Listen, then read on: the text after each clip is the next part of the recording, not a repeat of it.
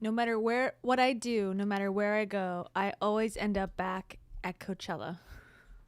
Something's going on with my tech. Any tech bros in the house? Any tech bros aboard this ship? I can't switch out my background image. And my camera was not working, and now it is. And there I am, talking to myself in the void. Okay, welcome everybody. So today's Tuesday. I'm here because tomorrow I have something to do. And on Thursday I have my painting class still. So that's why I'm here early. Still at my old set, but early in the week. And I gave myself a blowout yesterday and the remnants remain. So it's a good day to be streaming. All right, welcome. And we already have some super chats. Before we even launch, that is cray, you guys. Oh my God, you guys. Oh, you can't hear me. Uh-oh. This is for you guys. Wow, you're so wise. All of you. You believed you were the Virgin Mary reincarnated. All of you believe that about yourselves. Thank you to Amy LXARN. Thank you so much, Amy. Shout out, VIP. Amy says, cough, cough. Obviously, camera issues. Cough, cough. Obviously being passive aggressive about wanting donations for a new camera. LOL, JK. Give Taro a big tuna steak. Yeah, this is my soft launch of me needing a new camera. Well, shucks, guys. I really want to talk shit about Rachel Hollis today, but I don't got a new camera. And it's just really hard when I don't have a camera. Send me money, please. Me money. Money now. Thank you, Amy. Tara, what do you think about that? Do you hear that? Everyone heard that? This is what I have to say. Amy, this is for you. You're jealous of my new camera fund. Just kidding. And also? You're gonna get spanked by the universe. And also? I need you to take on a job. So does Taro. She says, stat. So it says, no, I lied. We can hear you. Kia, dry begging. Yeah. That's what it's come to, you guys. I'm here with my hands out. Digital panhandling. Please, please. I need to buy more candle from TJ Maxx. My life complete when I buy more candle. Okay. Well, actually, being at Coachella is kind of something Russell Brand would do. I think he would be a Coachella attender. Let's see. I'm sure I can whip up a photo right now. Russell Brand is the subject of today's live stream, and he's been on my mind lately because, I stand corrected. I'm so sorry to all the Russell Brand stands out there. I've lied to you and misled you. Based on the search results, there's no evidence of Russell Brand attending or performing at the Coachella Valley Music Fest and Arts Festival in 2026. I don't care about 2026. Ever. Has he ever been there? This is not his best shot. I guess not. I'm not seeing any photos. Okay, so there's a lot to talk about with Russell Brand. This is him. He's gone through quite the transformation. You want to come up here? Come here. Oh, she's got the hunger meows. Oh, and thank you, Alaska Blood Tundra. Thank you so much. Before that gets by me. Thank you for the gifted memberships. We literally are a disaster.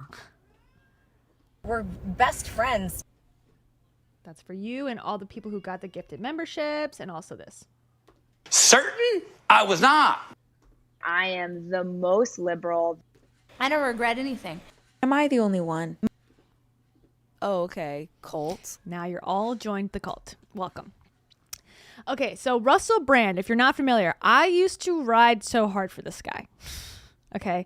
To be fair to my past self, he was a pretty progressive person, a celebrity that was wanting to get involved in the political sphere, so it seemed, in the social justice sphere, and kind of talk about media and how sometimes it becomes corrupted when it becomes entertainment. And that's something, Jon Stewart has talked about quite a lot, where, at a certain point, all these spin shows and all these political shows end up being people just screaming at each other, and it's not news at a certain point. And so Russell Brand, back in, 2013 when I was watching him, 2015, a lot, and he was transitioning from being a celebrity, former drug addict. Then he was now writing self-help, which I was gobbling up a lot at that time. He was like big in the recovery space. He was doing comedy still, but it was like with a spirituality tinge to it. And then he started a podcast and a YouTube channel. And I was definitely all on board for that at that time. I was ripe for that type of content. He went on Joe Rogan and did like a full, spirituality, man. It's all about like living life and doing your best and like doing yoga. And I just want a wife that can do yoga and I want children. Like he was changing quite a bit. To me, for the better. Like he was talking about, he led a life of celebrity and fame seeking and being with Katy Perry and all this. And then he was trying to be better. But apparently I was bamboozled, hoodwinked. He's a grifter, a alleged sexual assaulter. He's going through a court case right now. And I say alleged because he hasn't been convicted. But it seems like there's a fair amount of evidence that would point to, him probably being convicted of this as we move forward, but who knows? Innocent until proven guilty. However, that is the very basic rundown of who Russell Brand is, how I got involved with liking his content, and then we're going to go through where he's at now. So if you listen, and I see this super chat, I'm so sorry. Before I continue, thank you to Vim and Vinegar. Thank you so much.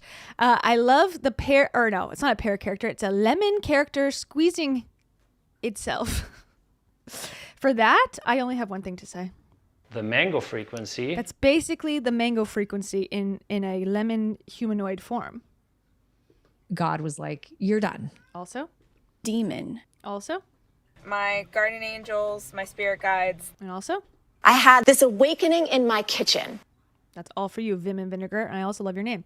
And thank you to Sarah8734. Man, this camera is getting bought. We are going to be talking shit about the Hollises forever now. Thank goodness. Thank you to Sarah8734 for the Laffy Fox. I'm going to send you so much love and so much light and so much good energy today because I feel like you need it. And then, your throwback. There's Colleen. We haven't heard There's Colleen in quite a while. People want their news from flawless, beautiful faces. Okay, so Russell Brand, and thank you, Sarah. Russell Brand, let me show you what I was watching when I was, watching his content, listening to his podcast. I got my first distaste for him when he put his podcast that was once on Apple Podcasts and all the major platforms, and then put it behind a paywall. That pissed me off because at the time he was saying this is life-changing information. Now I know I'm a dummy in retrospect, but at the time I was like, he's saying this is life-changing information. This is the spirituality that the world needs to heal itself and to grow, and you're going to put it behind a paywall? That seems counterintuitive. And that was my first, and I ignored it, of course, and I thought, well, he's got to make money. What do you expect him to do? But it did rub me the wrong way where I'm like, do you really believe that this is necessary for everyone to get? Because you're making it difficult for people who, especially like myself, are struggling and need the inspiration, I thought, at the moment, and now have to pay $10 a month or whatever he was charging to listen to him interview random people about, yoga. Anyways, so let's go to this kind of famous now interview. Also, we're going to get to this, but he's a grifter also. Not just a grifter in the sense of he promotes whatever ideals are most popular. He's got a political leaning that is, Maha, MAGA, now very Christian focused because it seems like he's going through this court battle with these sexual assault charges and rape, I believe, charges. Now he's also got every Maha grifter product that you can buy. Adaptogen mushrooms. He's got methylene blue. And I guess this is his like website, Reborn. And actually, let's hear from him. Reborn! Check out that magnificent logo. This is his brand, Now, he's only been Christian for like a year max. And a lot of people are saying he wants, to pull favor in the jury box. Potentially, he walks into court every day with like a Bible and whatnot. So anyway, this is his brand. We'll go back also and do the timeline, but just to give you an example of what he's up to right now, he's still not wearing clothes. That hasn't changed. He's never wearing an undershirt at all, ever. So it seems past, present, future, he doesn't like to wear clothes. Reborn! Check out that magnificent logo, whether it's the strike of energy through the center or the cross at the end. Everything's leading to our Lord. Everything's leading to being reborn. I couldn't be more excited to tell you about this stuff. These are my products. You've got to look after the vehicle. You've got to look after what the Lord's giving you. Firstly, bovine colostrum. That's the sweet first fruits of Bovine colostrum. That's what Jesus wants us all to consume. And the Liver King. The udder. Why wait around till the calf has sucked out all of the best bits? Colostrum. That's what you want, don't you? Once you've got a bit of colostrum coursing through your veins, you'll be fit and equipped to take on the mainstream. You'll be fit and equipped to take on those corrupt motherfuckers from the government. What about this? Why would you use... So you already can tell who his audience base is. It's the Alex Jones crowd, so it seems. And now people who like Alex Jones that want to get beefy in the gym. And I don't know why I have to look at his nipples while he does this, but okay. First product up is colostrum from a bovine cow. Seed oils to cook with when they're carcinogenic. It's not the same as smoking. Maybe it's not even as bad as smoking, but seed oils, man, that stuff is unstable. You shouldn't be cooking with it. This beef tallow, baby, everything tastes better. Don't ever misuse it. It's only for cooking. Don't use it in massages. Although it does smell pretty good as well. And look at this. Tarot, tell her hi _tarot cat. Thank you, Gracie Charlie Loves Cats. In case Russell Brand was cutting you off there. They say, 1 month of membership. I should have subscribed long ago. You are my favorite YouTuber, Kia. Next time you see Miss Tarot, tell her hi. Tarot. Someone says hi. Gracie loves cats. Do you guys hear the music outside? Isn't that very peaceful and beautiful? Thank you, Gracie Loves Cats. Tara loves you back. Her charisma is straight up off the charts. And also? You're exchanging biofluids. True. Okay, so Russell Brand says, don't use the beef tallow for massages, but you can if you want to because it smells good. And then seed oils are bad for you. Okay, so he's right in the pipeline, the wellness pipeline. What else we got? Methylene blue is coming up, I'm sure. That's got to be on the list. That's the stuff that's like in fish tanks that makes your whole mouth blue that everyone's thrilled about. Maybe he's got a cold plunge. What else product-wise can there be in here? Some sort of tea, mushroom tea. Some sort of psychogenics, fake psychogenics. It's going to CBD something. I don't know. We'll see. Let's go. Creatine, I'm back on it, man. Creatine. 5 grams for the gym, 10 grams for endurance. Okay, distributed by Optimal Human, Fayetteville, Arkansas. Optimal Human. Let's see whose brand that is, because it just seems like white label bullshit. Thank you. I mean, this is all bullshit. Let's just be true here. Optimal Human is another seemingly same type of company. Who owns this one? Or he's just putting his own reborn sticker on this other person's company. Premium supplements built on ancestral nutrition and modern science. Real ingredients, real results, no compromise. Yeah, bovine colostrum, tallow, methylene blue, superfood, green tubs, nootropic energy shot. What did I say? All the things you'd expect. Optimal Human. Who is that? I know it's someone, I think. Who owns? Let's see. LifeMD acquired Optimal Human Health, a virtual women's health provider specializing in hormone health and osteoporosis. Founded by Dr. Doug Lucas. What? So LifeMD acquired Optimal Human Health. Interesting. I guess they're out of women's health now completely. Anyways, okay, whatever. So it's just a repackaged brand that already exists. Obviously, Russell Brand's not putting together supplements in his home. But it's funny, just suggest to people and get an affiliate link. But no, he has to get bigger profits, I'm sure. This is probably marked up, I'm assuming. And all that's in here is 5 grams of creatine monohydrate, which I think is pretty standard stuff.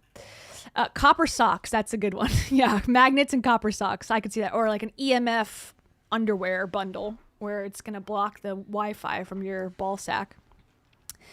Amy, thank you so much. Amy says, just posted in your subreddit, Betty running to practice her monk studies to get rich like Jay Shetty. Watch Betty and you won't have to struggle anymore. Well, let's see. Betty, we're going to take 1 second aside.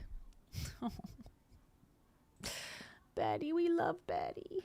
Here it is. Betty running to practice being a monk to get rich like Jay Shetty. She's being motivated, moving fast at 16 and a half years old. Oh my goodness. What a precious angel. Okay, we need to watch again. Wow, Betty's doing great. Betty is spry. She's prancing. That monk training is really working. Do you have her off seed oils? That must be it. That must be the key, Betty. Amy. Almost called you Betty. No, you're not running on the screen. Boofing. That's you. Okay. Betty, this is what we have to say to you. Always. Transmute. Sending it to source light. And also?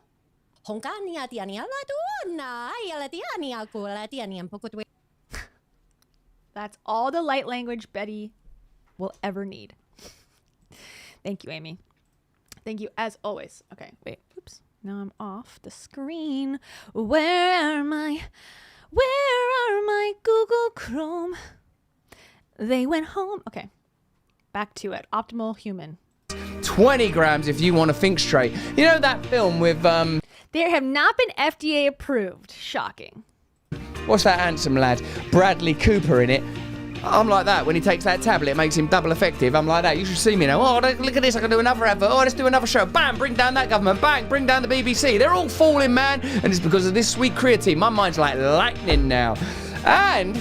oh, yeah. He's going to take down the government and the BBC because he's on creatine. That he repackaged and put on his website. That's the creatine that you need at home to take down the government. Okay.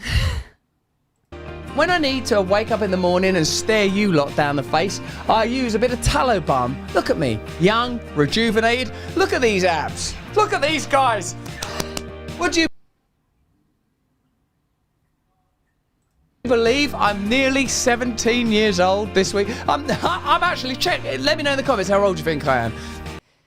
How old do you think he is? I have the answer. I have the answer. His height also. Unfortunately, he is a tall man. He is 6'2". That sucks. The crazy ones don't get to be tall also. You can either be crazy or tall. You can't be both. It's unfair. He is 50 years old. If you guessed 50, you are correct. Does he look good for 50? He looks skinny for 50. Beyond that, I don't know. He looks good for a former heroin addict. I will say that. I will say that. He's come a long way since then. That's hurtful.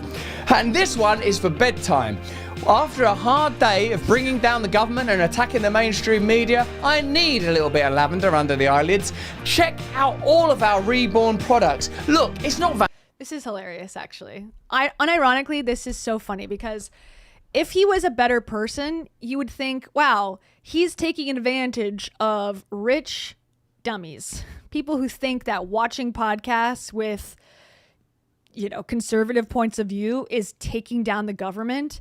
You know, if that was your idea of a good time and he was aware of that and taking their money, I kind of would go, yeah, Yes. But the fact that he, I guess, does believe what he's saying to a point, it's annoying. I don't know. Do you think he's taking himself seriously? That he's putting on beef tallow night bomb after taking down the government? I don't know. It's pandering at the highest level. It's not narcissism. It's not corporate bullshit. I got to survive out there in the world. We are in a holy war. We need control of the means of manufacture. We need to create our own enterprises and our own businesses. Reborn is me doing that. This is our chance at a glorious new future. Of course, we're going to pursue all manner of Christian endeavors together. We're going on a mission now. We're going to go to the Holy Land. We're going to go everywhere. We are going to glorify his name. But I need your support. You know I've got a trial next year. June the 16th, I'm on trial before the British government for crimes I didn't commit. I'm a one-man A-team. I'm a bit like BA. I'm a bit like Murdoch. Yeah, he's lost it completely. But you know what? In this day and age, this is probably the best route for him, to double, triple, quadruple down on the people who will support him blindly and that love to hear, I love Jesus, and that's all they care about. And you could be lying 100 times a day, but as long as you say that, people go, yes, it doesn't matter, I'll give you money. He is hitting that demo, because I don't think people who are normal want him, you know? So he's seeking refuge with the people who will take him in, which is easily manipulated people. He's saying the keywords, take down the government, seed oil's bad, the Lord is my savior. He's saying all the things that they want to hear. So now he's like, give me money now. A bit like face, and I love it when a plan comes together, baby. So support me in the best way you can by acquiring these glorious new products of mine. Methylene Blue. Do you want to see some blue wee-wee? You will, baby. Now remember, it can be taken in this drop form, that's how I do it, or you can take it in these tablets. It lifts and elevates your entire spirit. Some people say, oh, it lifts your spirit. Oh, good. You'll have blue urine, but it lifts your spirit. So that's a good side effect. Yeah, it's just funny to say, I am a one-man business and I have a trial coming up. So therefore I need the money. So buy tallow powder. Just, this is the world that they wanted. And now they have, and they still just can't make it work somehow. They still are begging on the internet for more. it's not for everyone, and maybe it ain't for everyone. But I do reckon for those of you that are on a very spiritual tip or have had addiction issues, that this is a great way to get some real pep in your step, to get grooving. Why don't you be reborn like me? Get born again, baby. Okay, that's his ad. So he says, if you have addictions or you're in recovery, you should take this methylene blue drops that I'm sure will do you some good. Be reborn like me, baby. Okay, so he's really taking this serious. He's taking this really serious. None of this is a joke to him. He means it. All these products, I'm sure, are just tested beyond, and healthy and safe. Even though, there's no telling what's in them because the FDA is not doing any sort of research into them. Just trust him. It's all good. And what do these things cost? If I wanted to buy some methylene blue, it'll cost me $30. Or no, $40. I can only get it for $30 if I subscribe. Hey guys, subscribe to my methylene blue tincture for $20 a month. I don't know. Okay, so that's what Russell Brand's up to current day. So where did he begin, though? Oh, daily devotional. What's this? Hold on. Oh, God. Are these AI? This is definitely AI. This is not him. This, I don't think is him either. I could be wrong, of course, but these look like he put his face into AI and said, hey, make me read a book called Daily Devotional. Make me read a leather-bound notebook holding a cup of coffee. Daily devotions with Russell Brand. Leaning without knowing. Stillness over striving. Trading anxiety for peace. I think these are all AI photos. Him looking like Jesus, him giving a fake talk, him with glasses, him looking at the sun, him trying to look like Jesus again. Now this is the only real photo I think he's used. This one. No shirt, jean jacket with a microphone cord running down his stomach, and his ass is definitely out. He's got the plumber look going on behind him. So let me just click on the Jesus. Christ in you, the hope of glory. So he says, big idea. There's a difference between believing that God is somewhere out there and daring to trust that Christ lives in you. The first keeps God at a safe distance like a powerful stranger you occasionally call on in emergencies. The second is an unfathomable mystery. Your ordinary life has become a dwelling place for the presence of Jesus. This isn't a religious transaction. It's an invitation to live every moment aware that you never walk alone. Reflection. I guess just reflection. This is giving ChatGPT to me. It's got all the dashes ripe for ChatGPT, and then application. Try this. Take 60 seconds to sit in stillness and simply repeat, Christ, you are in me and I am in you. Identify one old pattern. Do small embodied action. Okay, fine. I'm glad he's found something that works for him, but why methylene blue is also part of this is interesting. Interesting. Yeah, this is like colloidal silver, like they were selling on the 700 Club during COVID. Like colloidal silver, and that one cult woman died from it after turning literally silver. So there are risks involved. Okay. Now he's got a YouTube channel, of course, where he talks about basically political things. Interview. But he had a famous interview that I really liked back in the day on MSNBC. And I thought at the time, now I haven't watched this since, so I'm kind of interested to return and see how differently I view this. At the time I watched this interview and I'm like, hell yeah, Russell, this is what you need to be talking about in the media. Because I did feel like, and I still do, that media, especially on these mainstream platforms, not YouTube, but like cable news, and this was from 12 years ago, okay, when I was heavily involved in this stuff, in terms of self-help and really liking spirituality a lot and being a big supporter. I thought the mainstream media does not take enough time to consider these, non-mainstream beliefs about spirituality and the universe and the secret and stuff. I thought they could do it more and give it more of a fair shake, which I completely disagree with now. I think they almost too much take it seriously now, to its own detriment. And I also thought, they want to make people who have real concerns a joke. And that's what I was like, yeah, he really stuck it to him. Okay, let's see if I agree with that. But this is a good representation, too, of like what he was talking about 12 years ago compared to now. So this is on MSNBC.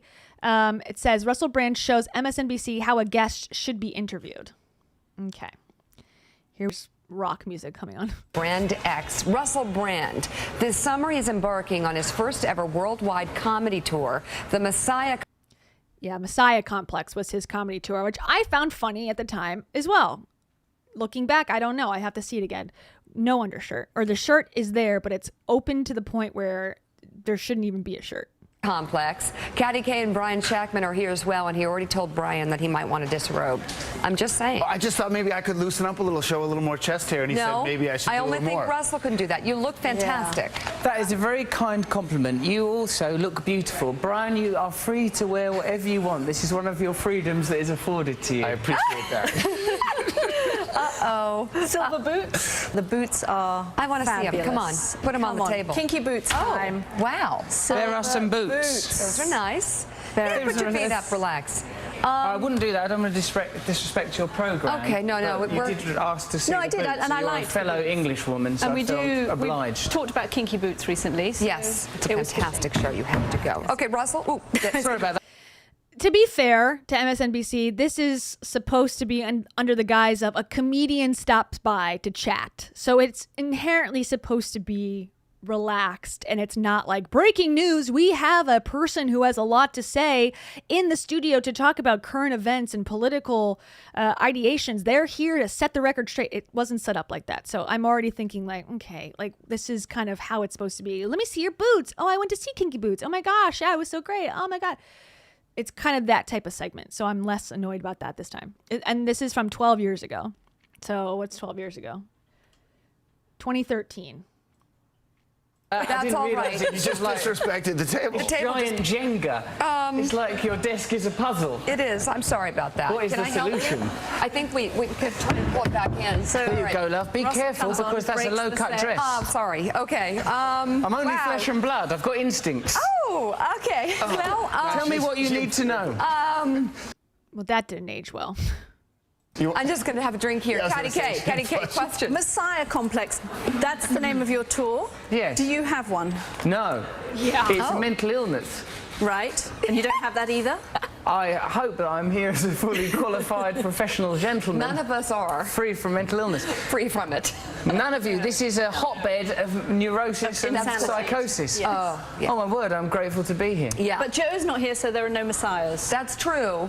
Although we actually bring more mental illness to the table than we admit, at least on this side here, for sure. On this side, too. So tell me about the tour. You're starting in Abu Dhabi?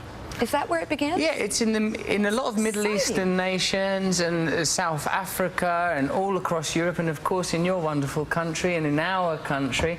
I'm very, it's a really good tour. I'm talking about Malcolm X, Che Guevara, Gandhi and Jesus Christ and how these figures are significant culturally and how icons are appropriated and used to designate consciousness and meaning, particularly posthumously. And what brings all those people together? They're all people that died for a cause. They're all people whose icons are used to designate meaning, perhaps not in the manner in which they intended. I kind of like that. That sounds dead serious. Then. Yeah, it's funny when you do it as a joke. I don't take it seriously. I just want to do it on stage. Can't we get, like, 30 seconds now? Well, not really, love. I mean, Gandhi, this is go. not work. Gandhi, go. Gandhi, go. I hope that's not your message to Gandhi and the people of India. No, you know, it's funny, though, because I travel a lot. And all these people are at work, are they? Yeah, they're working. They're just at work. Well, no. Work more quietly. Their face. Okay, when I was in the news, I had a job on set like this, so I would be in the background of some of the shots, and that was part of the whole thing. It was supposed to be like, people want to see that there's workers in here, and it was like all fake. Like my real desk was in a different part of the studio that was like an office part, but during the shows they would force us, and the screens were like this giant. They had a national Fox show that had the same thing. Shepard Smith had it too, and so mine was the local version of that. But it was like the giant iPads, and it was just like you had to work, and I would get so many migraines because there's studio lights, but it was cool to be in the background of shots, and I got to be on camera and like talk sometimes, once in a while after they gave me a chance. But in the beginning, I was just.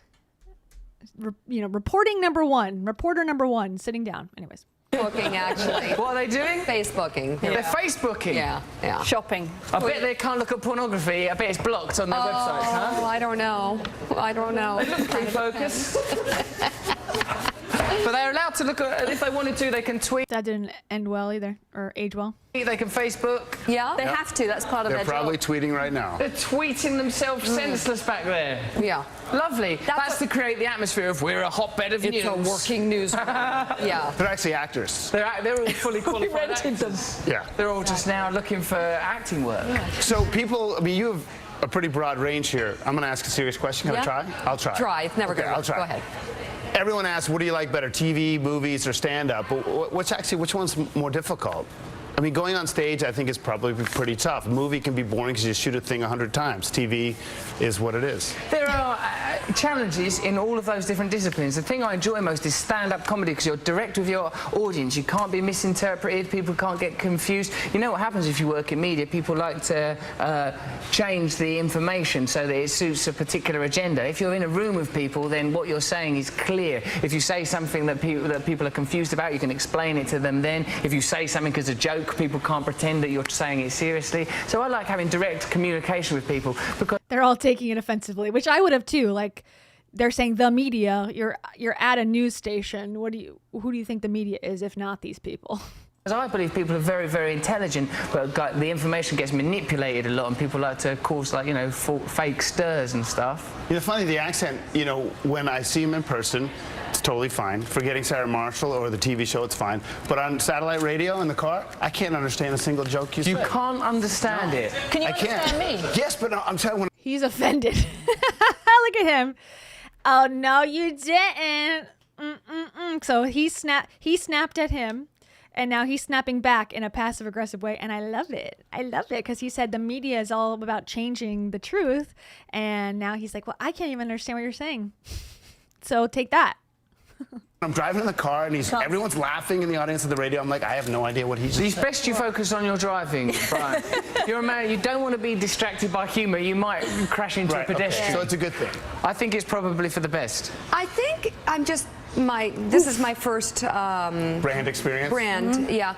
I think it's not listening to him. It's experience. It's just sort of taking it all in. You are talking about me as if I'm not here and as if I'm an extraterrestrial. You know, I'm from a country that's near to you. Window dummy. We're just sort of admiring the whole, you know, it's the whole thing, isn't it? Well, thank you for your casual objectification. It's an experience. I do agree, and I think that was part of the reason why I felt, and I still feel at this time too, that has not changed, that it was objectifying, ironically, where and I make this mistake too when I forget someone's name or I'm not sure how to pronounce a name. I start to do this and I'm like, I hate myself for it. But you start to say, well, he and him, and, you know, it's a whole thing with this guy, and it's like the person's right there.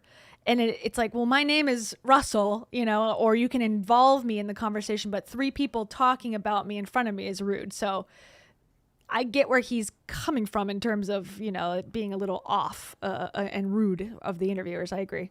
I'm glad that it's positive for you. It's very positive, absolutely. Any other questions? I'm a little nervous. You've become nervous. Well, I think she's uncomfortable. And she's saying she's nervous and she's uncomfortable because he's twice now brought up some sort of sexual innuendo. Her top is low. They're looking at porn in the back. It makes sense as to why she would be uncomfortable. She's trying to pull the table up over, and now he's making comments about looking under her shirt. I mean, so, and that's on brand for him. Anyways. Positive, absolutely. Any other questions? I'm a little nervous. You've become nervous. Why are you nervous? Really? You're a powerful woman. You've got a lovely job. What seems to be the trouble? I don't know. You've got a hair like Princess Diana. Oh, wow. Okay. Well, I've never when she was alive, it wasn't being offensive. Here's a little subtext. Yes. I'm petrified of her, and you have her on her heels. And she's just moved down the other I end of the table. absolutely love this. Keep Willie, going. What seems to be the trouble, love? No, I'm good. Well, now we're going to do a bit of therapy. Would you do therapy with Willy Brandt? With who? Willy Brandt. Would you do therapy with him? No. I don't think. Because that's where he's heading. Okay. I'm all right. Yeah. You shouldn't say he when a person is present. You should refer to the person by their name. That's basic good manners. That is where Willy is heading. Who is Willy? I don't know. Okay, Russell Brand. Is this what you all do for a living? Yes. It is a bad interview. That remains. This is an uncomfortable, weird interview. Okay, but I'm here to. Okay, well, let me help you. I'm here to promote a tour called Messiah Complex. It's here for the people of America. I want the people of America to come and see me do stand-up. Go to russellbrand.tv where you can purchase tickets to see me. These people, I'm sure, are typically very, very good at their job. What is it? You're conveying news to the people of America. Yes. People of America, we're going to be okay. Everything's all right. These are your trusted anchors. Leaning. Is that a news link? Here's your papers. I'll shuffle them for you. Shuffle. Look. Give us that. That's good. Pen. You need a pen. Okay, coming up later. Thank you very much, Kat. Okay, we're going to be talking about the situation with Edward Snowden. This whistleblower, is it good, what he's done for America, or are our secrets being jeopardised by his intentions? We're going to be talking about that. Also, Bradley Manning. Is Bradley Manning an American hero, or is he compromising the safety of American troops? We care about your views here on Morning Joe. We'll be talking about those later. Here with me are Brian and Kat. Brian, nice tie. What do you think about Edward Snowden? What do you think about the situation with Snowden? Have you got anything to hide? Should we be concerned about the revelations that are occurring? I don't know what's wrong with you. I understand everything he's saying. No, it's because you're looking at him. When you don't see him and you don't see the lips move, They're doing the same thing again. When you don't see him, he's got it. Okay, everyone's gonna be like, "Oh my God, she's turned." No, I think this guy's a scumbag and a grifter, just for the record, okay? He does have a certain charm to him and a fast-paced talking cadence that is appealing and especially paired with the British accent makes him sound very intelligent. And I feel like I was under the guise of that, but I can see it now that why people are impressed by him and think he's really wise. Whole thing. Stop saying he. I'm present. Russell. What's wrong with your manners? You're good. Be polite. I'm coming in tomorrow with a big necklace and I'm opening Look beyond the superficial. That's the problem with current affairs. You forget about what's important. You allow the agenda to be decided by superficial information. What am I saying? What am I talking about? Don't think about what I'm wearing. These things are redundant. I'm distracted. Superficial. Okay. Don't be distracted. What do you think that gesture means, the way you're touching that bottle? What does that indicate? What is that? What's the subtext of that? I think we gotta go to break. You need to lose that ring, Mika, because it don't mean nothing to you. Yikes. Again, 3 times mentioning something sexual to her. She's grasping for the shaft. She's a shaft grasper. Russell, that was free, but it was worth the money. We'll buy tickets. That was Absolutely. great. We don't need to see the tour. That was I got it now. The Russell Brand. Messiah complex. Thank you. The tour Messiah complex. Don't be nervous. Starts in August in Abu Dhabi, right? You're ovulating. Oh, wait, I'm ovulating. Oh my God. Okay, we're ready. My work is done here. It comes to the U.S. in August. More Morning Joe. And that's morning television for you. Yeah, I was very impressed by that. I thought it was hilarious back then. I think it's foreshadowing now. And that's the thing. It's like, should news anchors be promoting comedy specials? I guess they may now, this is again 12 years ago, now they seem to try to make it more news forward, where if they have been involved in a scandal of some kind or have given their political beliefs, they'll spend time talking about that, at least in some capacity on these shows. But yeah, not the best on both sides of the interview. Okay, so let's move forward to today again. So this is Russell Brand's Instagram. He claims that, he is being demonetized, he's being deplatformed, he's censored, yada, yada, yada. Here he maintains almost 5 million followers on a mainstream platform. So I don't know what cancel culture he's speaking about. Here's his 3 top posts. What is this? It says, here at Stay Free, we're stepping into a new era. I've come to know Christ, moved to America, and my life has transformed in ways I never imagined. Imagine. What am I? I'm from Minnesota all of a sudden? What happened, yeah? With that, it's time for a rebrand. Massive thanks to blah, blah, blah. They turned my vision into a living, breathing brand, and Steve absolutely nailed our new intro, outro animations. Okay. So I guess this is his new podcast or something. Here's the ad for it.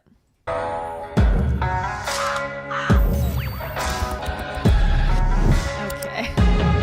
This is giving Matthew McConaughey. Ladies and gentlemen, Russell Brand. Russell Controversial conspiracy theorist. Trying to bring real journalism to the American people. Okay. Real journalism. I need you to buy my methylene blue so we can take over the government together. Real journalism. Who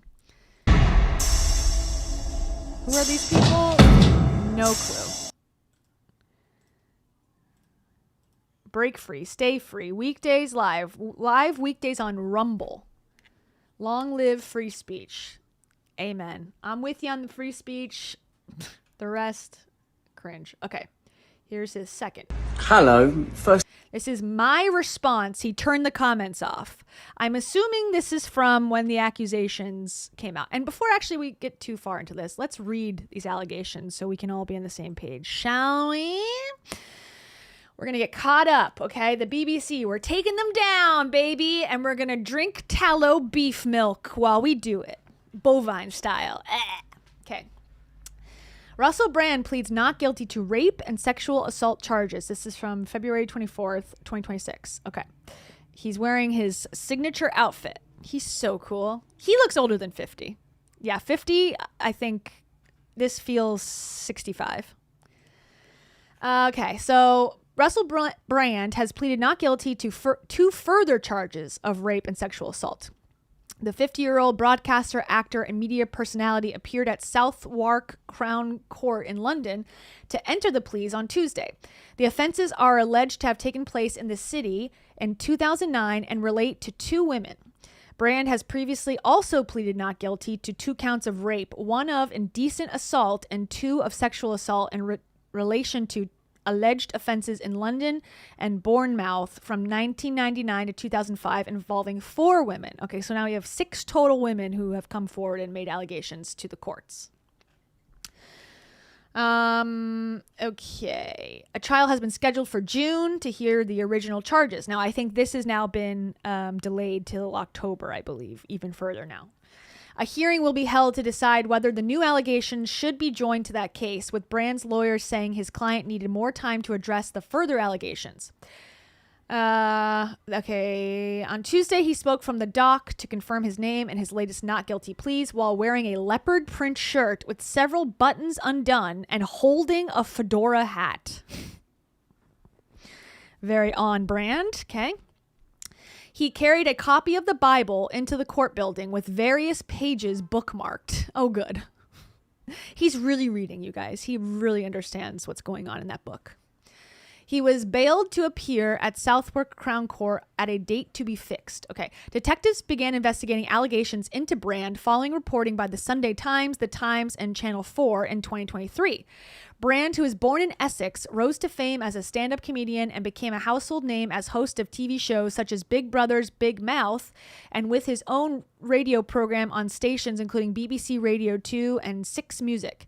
He went on to establish a Hollywood career starring in films including Forgetting Sarah Marshall and Get Him to the Greek. Okay. And then this came out on March 30th. Russell Brand's rape trial delayed for 6 more months. So he's got 7 charges against him. And he's going to face a 2-month trial later this year. Okay. Are they going to go into any details about the trial? I don't know how he's also allowed to be in America, like while he's waiting to go to court. Usually they say you have to stay in the same area so you don't flee. Let's go. Russell Brand accusations.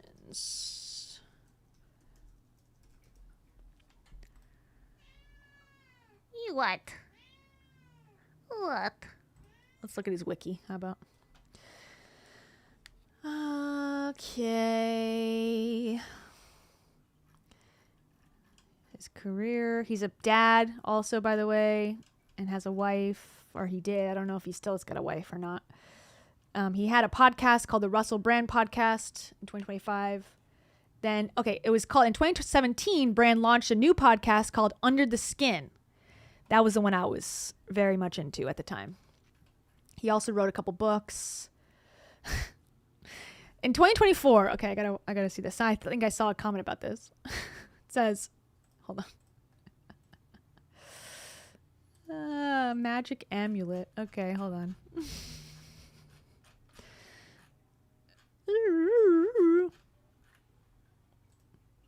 Russell Brand appears in bizarre videos selling magical amulet to protect corrupting Wi-Fi. Luckily, I wear this magical amulet that keeps me safe from all various signals out there. Okay. On TikTok. Okay. Russell Brand. This is not that crazy. Grifters make these claims all the time. It's probably from the guy that made the Mango Frequency, to be honest, because that guy The Mango Frequency makes boxes that will protect your mangoes from going bad. Okay. Hello, my name's Russell Brand, and I'm wearing a magical amulet. This amulet has come down many generations from the seas of air, and now it's here to protect me from the Wi-Fi that the BBC is trying to use against me at my court hearing. You should buy it so you can support me and we can take down the government together. Think that's what he's going to say? Okay, here it is. Hello, I'm just back from Narnia, where I had a holiday, Mr. Tumnus, Aslan, all those guys. And as you know, airports are places full of Wi-Fi and all sorts of evil energies. Think of all the... Now, why is there the craziest music you've ever heard?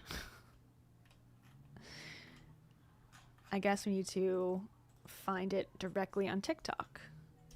And while we're at it, let's look at Casey Anthony's TikTok. Just kidding. Okay. Hello, I'm just back from Narnia. I guess it's part of the ad where he's got his suitcase in the woods. Okay. Hello, I'm just back from Narnia. And as you know, airports are places full of Wi-Fi and all sorts of evil energies. Think of all the phones out there, all of the signals, corruptible and corrupting. Luckily, I wear this magical amulet, me safe, from all of the various signals out there. And also means, look at this, look how strong I am. I think this is making me more powerful, as a matter of fact. You should get one as well, particularly if you're planning to go to an airport anytime soon, because the bloody things are full of lethal signals. Hello, I'm just back. Hello, I'm coming out of the woods.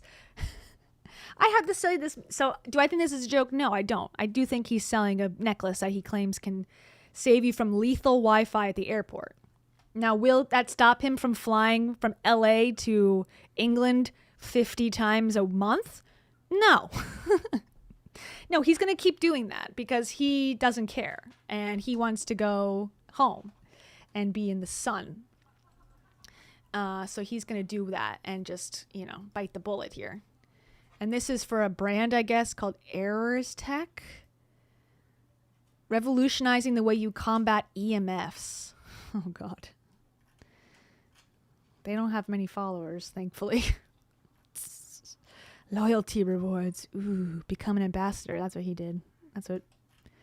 That's what Russell Brand probably did. Oh, they got Ben Greenfield. Okay. Dr. Drew. Oh, great. I'm glad he's doing that. We got a brain scan demo.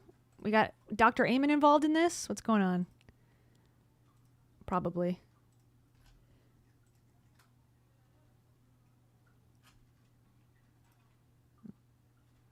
I don't know what this is. Okay. Not to get too far off, but here is the Aries. Aries is truly creating a category that doesn't exist today. And I get excited about the future of Aries as infrastructure, environmental clarity as one of the core pillars of health and wellness. It's just something that you do now. It's the catalytic converter to the automobile. We are that to the electromagnetic environment. Aries is truly... What? Excuse me? Can I just... you don't have a website? What's happening? Gary Brecka, that's the guy from the 10X Health that sued or hates the Scientologist, Grant Cardone. They had a big fight. Now we're just going down this amulet rabbit hole. The mango frequency. Do they have enough scrolling text, you think? It's so quantum. Of a medium, I channel all day. Real results. You just have to wear this cap every day, and then you'll feel better. Here's the amulet. $240. Life Tune Flex, designed to maximize personal protection against EMF wherever you go. The Flex is the most versatile, comprehensive product for complete EMF protection. Covers up to 42 feet in diameter, ideal for high EMF environments.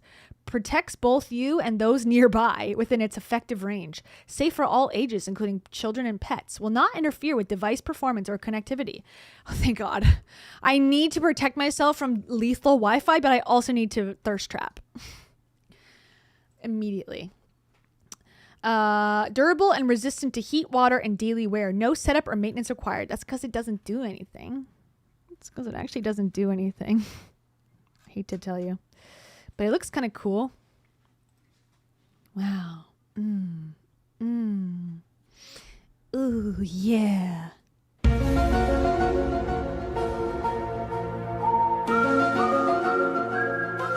And he was making a claim that he can lift his suitcase up with more ease because he's wearing this stupid thing. What else do they got? Bestsellers. Oh yeah, put it on your cell phone. That's gonna save you guys. Ooh, bounce it on a rock. Okay, sorry. Then you need a membership.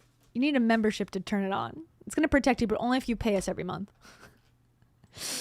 You guys, you are so crazy. People just be saying anything. Am I right? Okay. So I need to know about the accusation. So he did a lot of illegal drug use. Oh my God, his page is long. Oh my God. Okay. Early life, career, presenting, acting, production, radio, podcast, writing, product promotion. Okay, then he was political activism. So he actually was condemning Israel military operations in Gaza back in 2009. He was selected by the Dalai Lama to host the Buddhist Leaders 2012 youth event in Manchester. The Dalai Lama's representatives explained that Brand was selected because he had proved the power of spirituality to affect change in his own life. So he was basically a Jay Shetty competition that got awry and went off the rails. He testified in 2012 in front of Parliamentary Committee about drug addiction, sharing his experiences, that drugs should be decriminalized. Okay. He was part of a documentary, Russell Brand from Addiction to Recovery. And he felt compelled to make the film after his close friend Amy Winehouse died of an overdose. Okay. Then in 2013, he frequently campaigned for political issues, and he was in support of Chelsea Manning, who was a whistleblower and a former U.S. Army soldier who was convicted of violating the Espionage Act was that the WikiLeaks thing? Yeah, WikiLeaks. Okay, so he supported the WikiLeaks. Then in 2013 also, he won an Oracle Award by GQ, and he mentioned sponsor Hugo Boss's former business making uniforms for the Gestapo. Brand said of the Nazis, they did look fucking fantastic, let's face it, before he goose-stepped across the stage in a comical imitation of the Nazi march. He was ejected from the event after GQ editor confronted him, saying that it was very offensive. And then Brand replied that the Nazis' treatment of the Jewish people was very offensive. Okay, this is stuff I kind of support. This, jokey activism. I typically think that's, get to an event and say your piece. I don't know, but okay. He's gone downhill since then. Again, this is over 10 years ago when I was a fan. I'm trying to justify myself as to why I didn't think he was a piece of shit back then. Okay. In 2013, he did an interview with the BBC. He disparaged the British political system as ineffectual and encouraged the British electorate not to vote. Not great. He said that he had never voted and never will. Later, he changes that, I guess. He said when the interviewer asked him what a revolution would look like in his eyes, Brand replied, a socialist egalitarian system based on the massive redistribution of wealth with heavy taxation on corporations. I think the very concept of profit should be hugely reduced. I say profit is a filthy word because wherever there is profit, there is also a deficit. Also, again, that's something I could get behind for the most part, as a high-level concept. Then he guest edited a special issue of The New Statesman on the theme of revolution, published in 2013 in October, which objected to the destruction of Earth through greed and exploitation and called for a change in consciousness to accompany political and economic measures to achieve a more sustainable future. Okay, also down with that. In November of that year, Brand joined the anonymous Million Mask March in London that protested against cuts, corruption, and an increase in state surveillance. Something else I can also get behind. Okay, The Trues. So The Trues was Russell's YouTube channel, his YouTube show that I watched while working in the news. I watched The Trues unironically and thought it was good and interesting. Okay, he launched this series in 2014. The show was halted for nearly a year as he decided to be away from social media to focus on his personal and professional growth.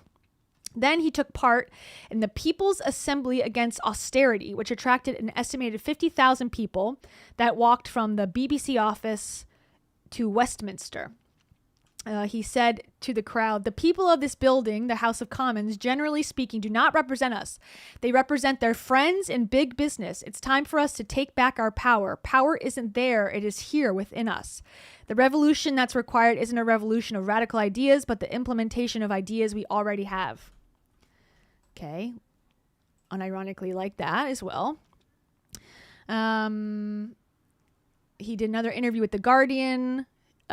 People said that his non-voting choice is the most idiotic thing he's ever heard. Brand was chosen as one of the most negative influences on the political debate. The poll also found that 60% of poll participants disliked him. Okay. Then Brand was on Newsnight, was interviewed by someone else. He was asked about a 9/11 conspiracy theory and whether the attacks were perpetrated by the American government. Brand said, "We have to remain open-minded to that kind of possibility," although this section of the interview ended with Brand stating that he did not want to talk about daft conspiracy theories. Okay, so he's branded himself as a conspiracy theorist now in the beginning of his podcast, but back in 2014, he was saying they were daft. Okay. He was in a protest. Okay, so he's kind of being the same 2015 time frame, 2014 it sounds like, kind of doing the same thing. Okay, but then in 2021, COVID happens, and then things fall off the deep end. Okay. So then in 2021, during COVID, his YouTube channel underwent an increase in political activity and a rightward change in political direction, and was accused of promoting COVID denial and other conspiracy theories. According to a reporter, his videos are usually framed with some sort of contrarian take or calling out hypocrisy in the mainstream media, okay, which is something I tend to gravitate towards sometimes, and often hint at a vague, world-altering conspiracy. Now, that's where I don't agree. They asked Brand's motives, suggesting that skeptics might question why he advertises his stand-up tour just seconds into the start of each clip. In 2023, Finn from the New Statesman, which Brand had guest edited in 2013, described Brand as having now melded his trad socialist values with all the suspicions and anxieties of the new American right.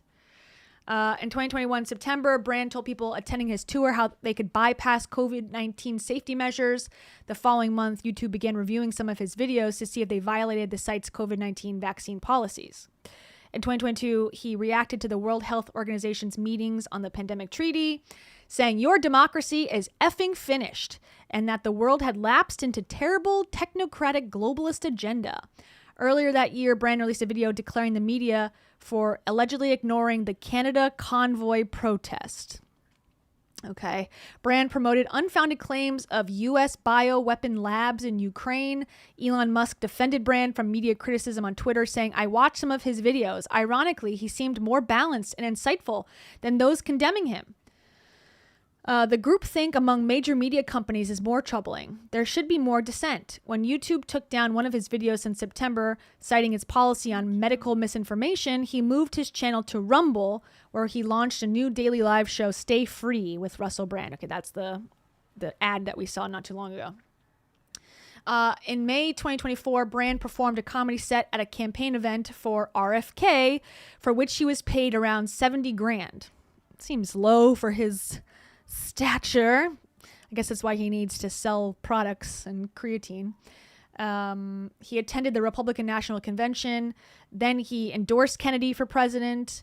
And then Brand was a prominent speaker at Turning Point USA. That's the guy who got killed. Charlie Kirk. That's his nonprofit thing, where he made light of Katy Perry's relationship with Justin Trudeau. Okay. Thank you to Asari Shepherd. Thank you so much. Asari Shepherd says, "Who's this joker now?" Hi, Taro. We're talking about Russell Brand and the many facets of said man, and why I used to really like him, and why it was hard for me to see how far he's fallen, in my opinion. We hate him. Fuck all men. I hate this guy. I hate him. My boyfriend is English. This man is one of the greatest innovators and creative geniuses of all time. That was me unironically on Facebook comments talking about Russell Brand. This man is one of the greatest innovators and creative geniuses of all time. Thank you. Sorry. Okay. Illegal drug use. We already talked about that. He was doing heroin. Okay. Alleged battery and criminal damage charges. Let's see. So in 2010, Brand was arrested on suspected battery charges after he allegedly attacked a paparazzi who blocked his and then fiancée Katy Perry's way to catch a flight at LAX. The paparazzi placed Brand under citizen's arrest until the police arrived, and he was released from custody the next day after posting $20,000 bail. Okay, not that exciting. Then an arrest warrant was issued for him in New Orleans because of allegations that he had thrown a photographer's mobile phone through a window. So he doesn't like the paparazzi. Okay, here's the big ones. This is what I really want to talk about. The rape and the sexual misconduct allegations. Okay, in 2006, Danny Minogue said Brand had sexually harassed her after she appeared on his TV show. She described him as a bit of a vile predator, adding, "I certainly don't think he has cured his sex addiction." She said that Brand wouldn't take no for an answer, and throughout the whole interview, he kept making shocking remarks that I can't even repeat. Well, he was making pretty shocking sexual remarks in that Morning Joe interview. Now, they weren't explicitly abusive, but they were definitely sexually motivated and sexual in nature, which if you're doing it like that so casually, you might wonder if it's in a more contained environment, if it would be even more aggressive. In 2007, on Brand's BBC radio comedy show, he called former host Jimmy Savile, okay, that's a guy who is like, I think a child pedophile, like a notorious one. He called Jimmy Savile and asked to meet him. Savile answered that would only happen if Brand brought along his sister if he had one. In response, Brand joked, "I've got a personal assistant, and part of her job description is that anyone I demand she greet meet massages, she has to do it. She's very attractive, Jimmy." When he asked Savile what she should wear, Savile replied he would prefer her to wear nothing. The exchange between Brand and Savile was featured in the Channel 4 Dispatches documentary Russell Brand in Plain Sight. Okay. From 2006 to 2008, Brand received 2 complaints while he was a BBC radio host and presenter of both sexual misconduct and unprofessional workplace behavior, with a further 6 complaints received afterwards. In 2014, former girlfriend Jordan Martin said Brand had committed sexual assault and physical and emotional abuse during their 6-month relationship in 2007. She accused Brand of assaulting her at the Lowry Hotel in Salford, when he became angry after discovering she had spoken to an ex-boyfriend. While filming a show with Brand in 2018, Catherine Ryan reported making remarks to Brand indicating he was a sexual predator that were not broadcast. She covered these comments on Louis Theroux's interviews, which were published in 2022, stating, "I informed him to his face that he was a predator, and this person I believe very strongly, so do a lot of people believe very strongly, it is an open secret, is a perpetrator of sexual assault. However, still not naming him, remarking it is a litigious minefield." So I guess she was saying she's afraid of being sued. In early 2019, the Sunday Times began inquiries after becoming aware of allegations of sexual misconduct against him. They started working on the piece. In 2023, following the joint investigation, allegations were published from 4 women anonymously accusing him of sexual assault and emotional abuse. The youngest of the women alleging abuse was aged 16 at the time of the alleged abuse, while Brand was 31. Yikes. Most of the women who the Times said do not know each other have chosen to remain anonymous in fear of public harassment. A 5th woman accused him of flashing his genitals at her. The Sunday Times noted that several of the accusers felt compelled to speak out given Brand's newfound prominence as an online wellness influencer. It's always the wellness influencers who are the most unwell. You ever think about that? Yes.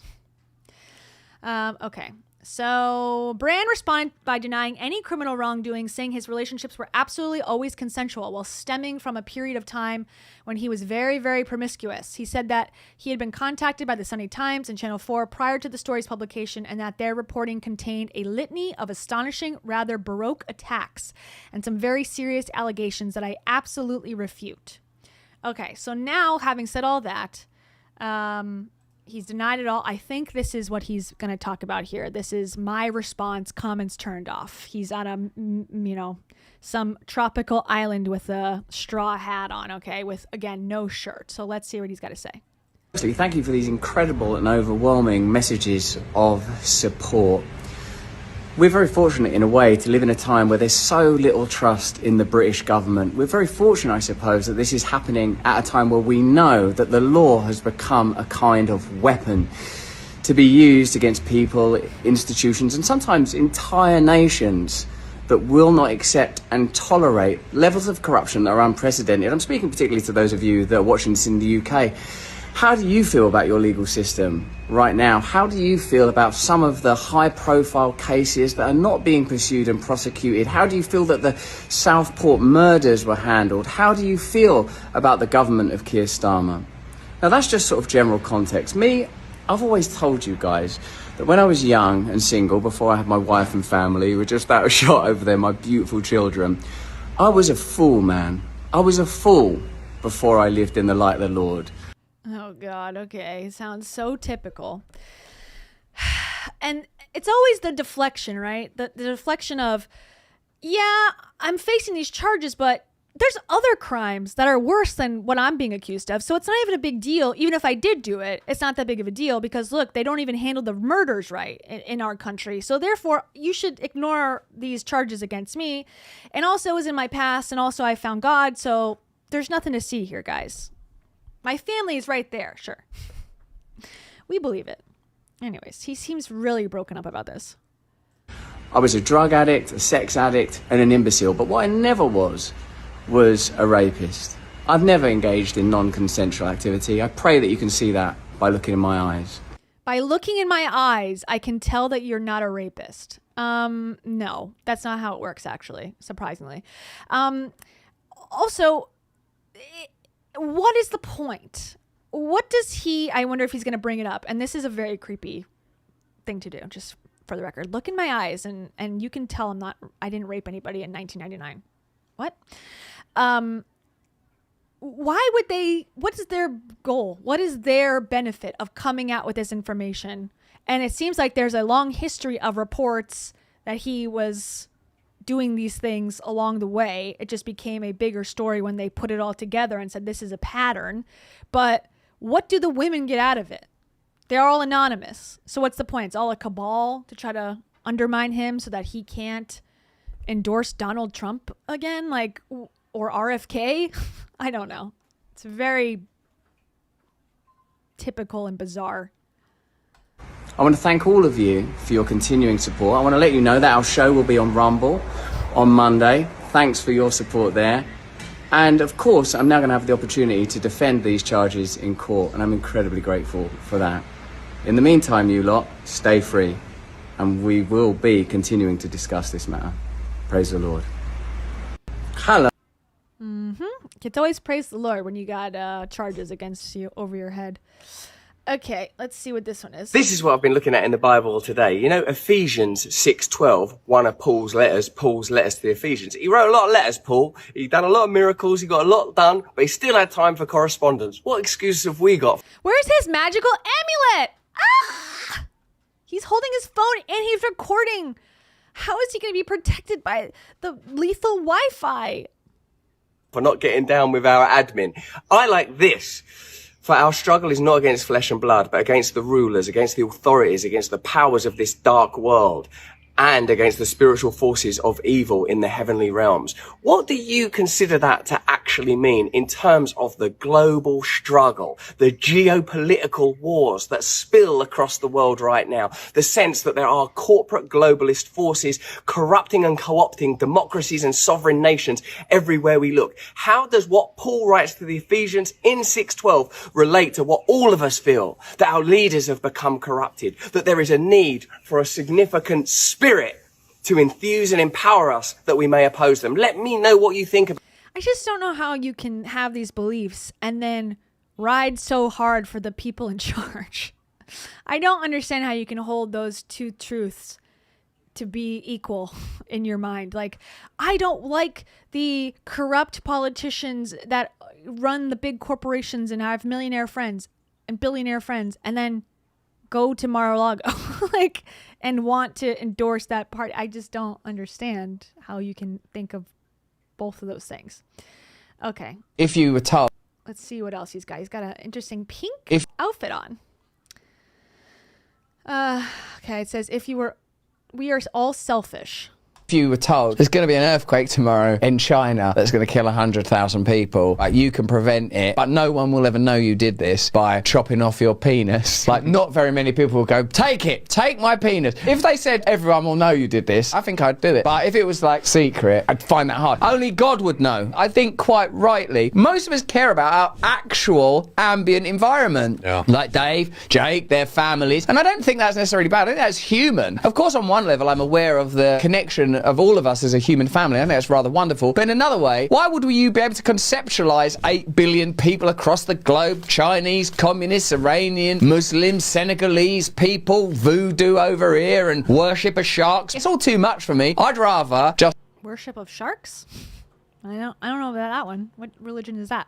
Go, why have we got countries for? Is it helping anyone? Is it benefiting anyone? What about maximum decentralization, using this incredible technology that's being advanced in order to maximally control you and create a centralized empire where technology is used to control every aspect of your life? You're a contentious individual. Your vaccine schedule is going to include a lot of bromide and a lot of tranquilizers. You need to get your ass in order. You're getting some methamphetamines injected into you. All of it. We're describing the whole thing as like vaccines for meningitis or COVID or whatever. Although that sounded quite highfalutin, sometimes I feel that's precisely the direction we're heading in. If you were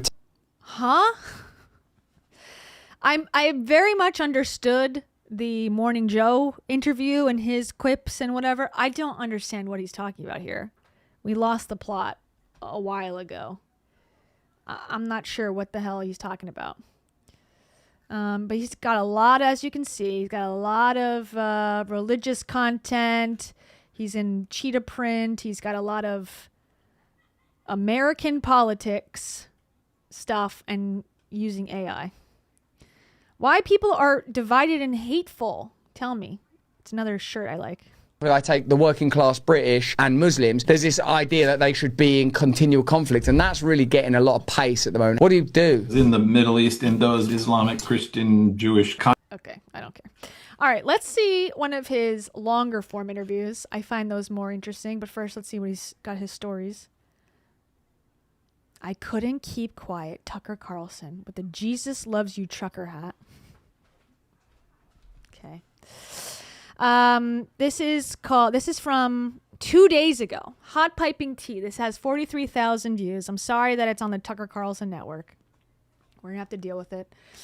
This is the terrifying moment that forced Russell Brand to reject his previous life.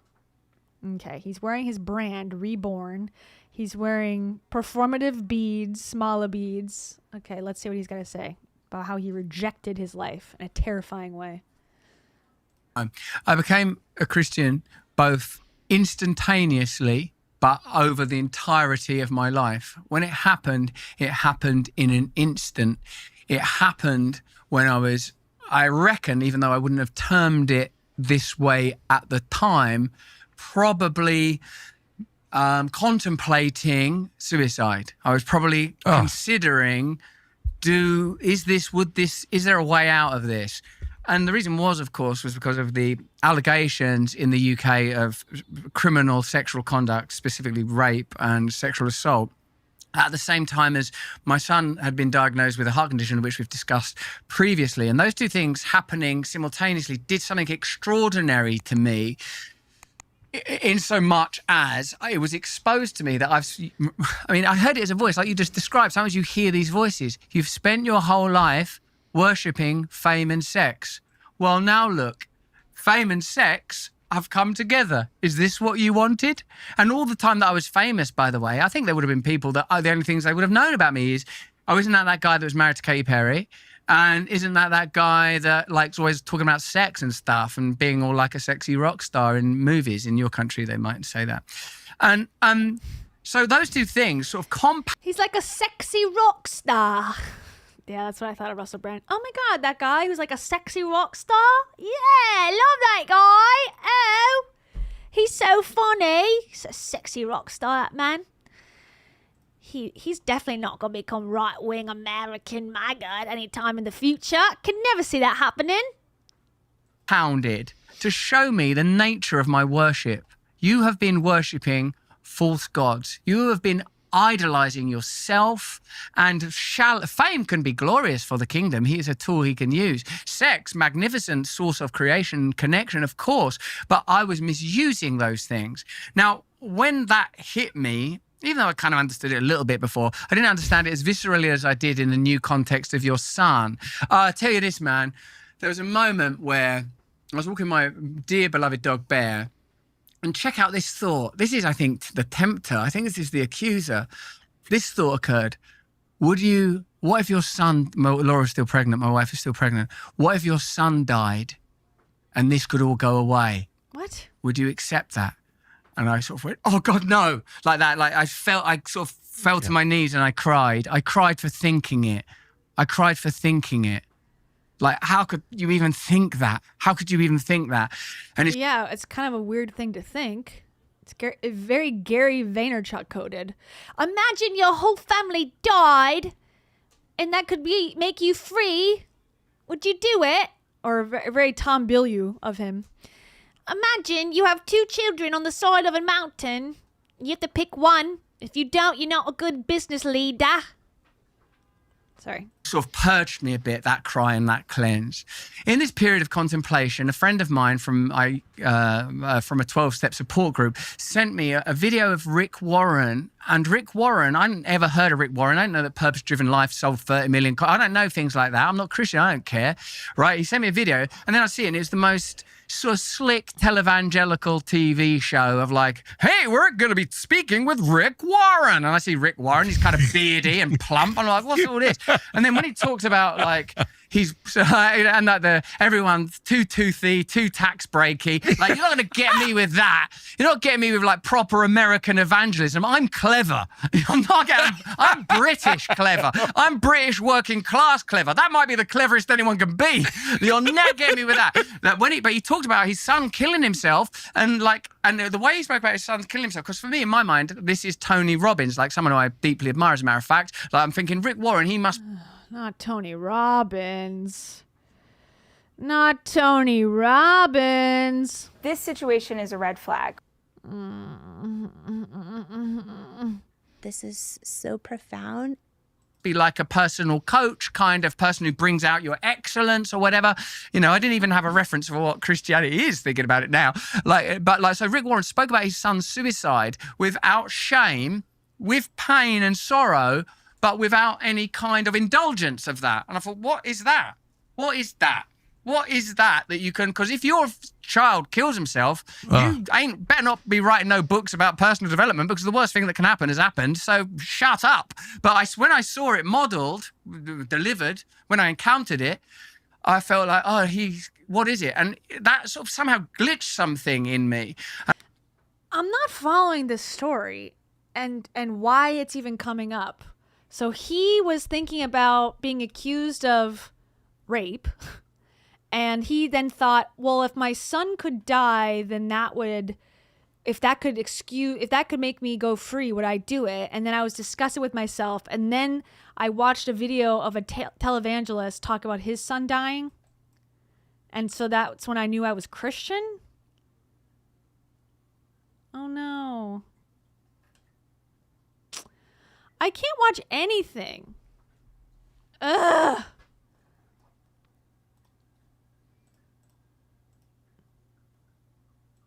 Am I blocked again?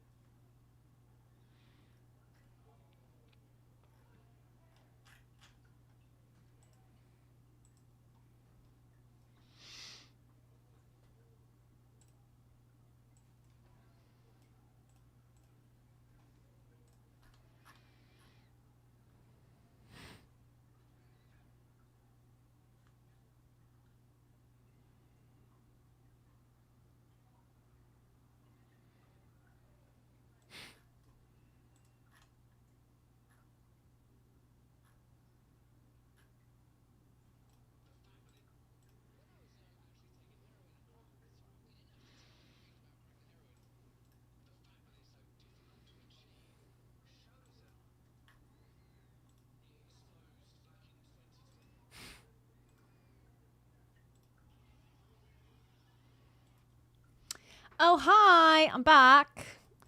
Sorry about that.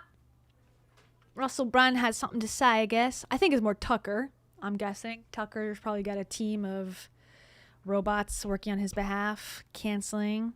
Free speech warriors, am I right? These are the people who love free speech.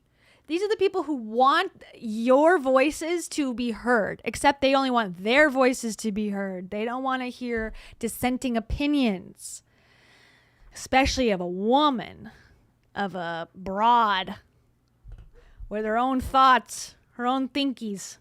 They hate that. Buy my course and buy my powder, please. I'm going to be facing copyright infringement. Guys, I'm going to be facing copyright infringement because of Tucker Carlson's takedown of me, a very perfect person with no flaws. Please, my glasses. Please buy my honey mustard pretzel braids. This is a great brand that is mine and is not from anywhere else. I made these and I need you to buy them, please. These will make you stronger and have x-ray vision. It smells like youth. Thank you.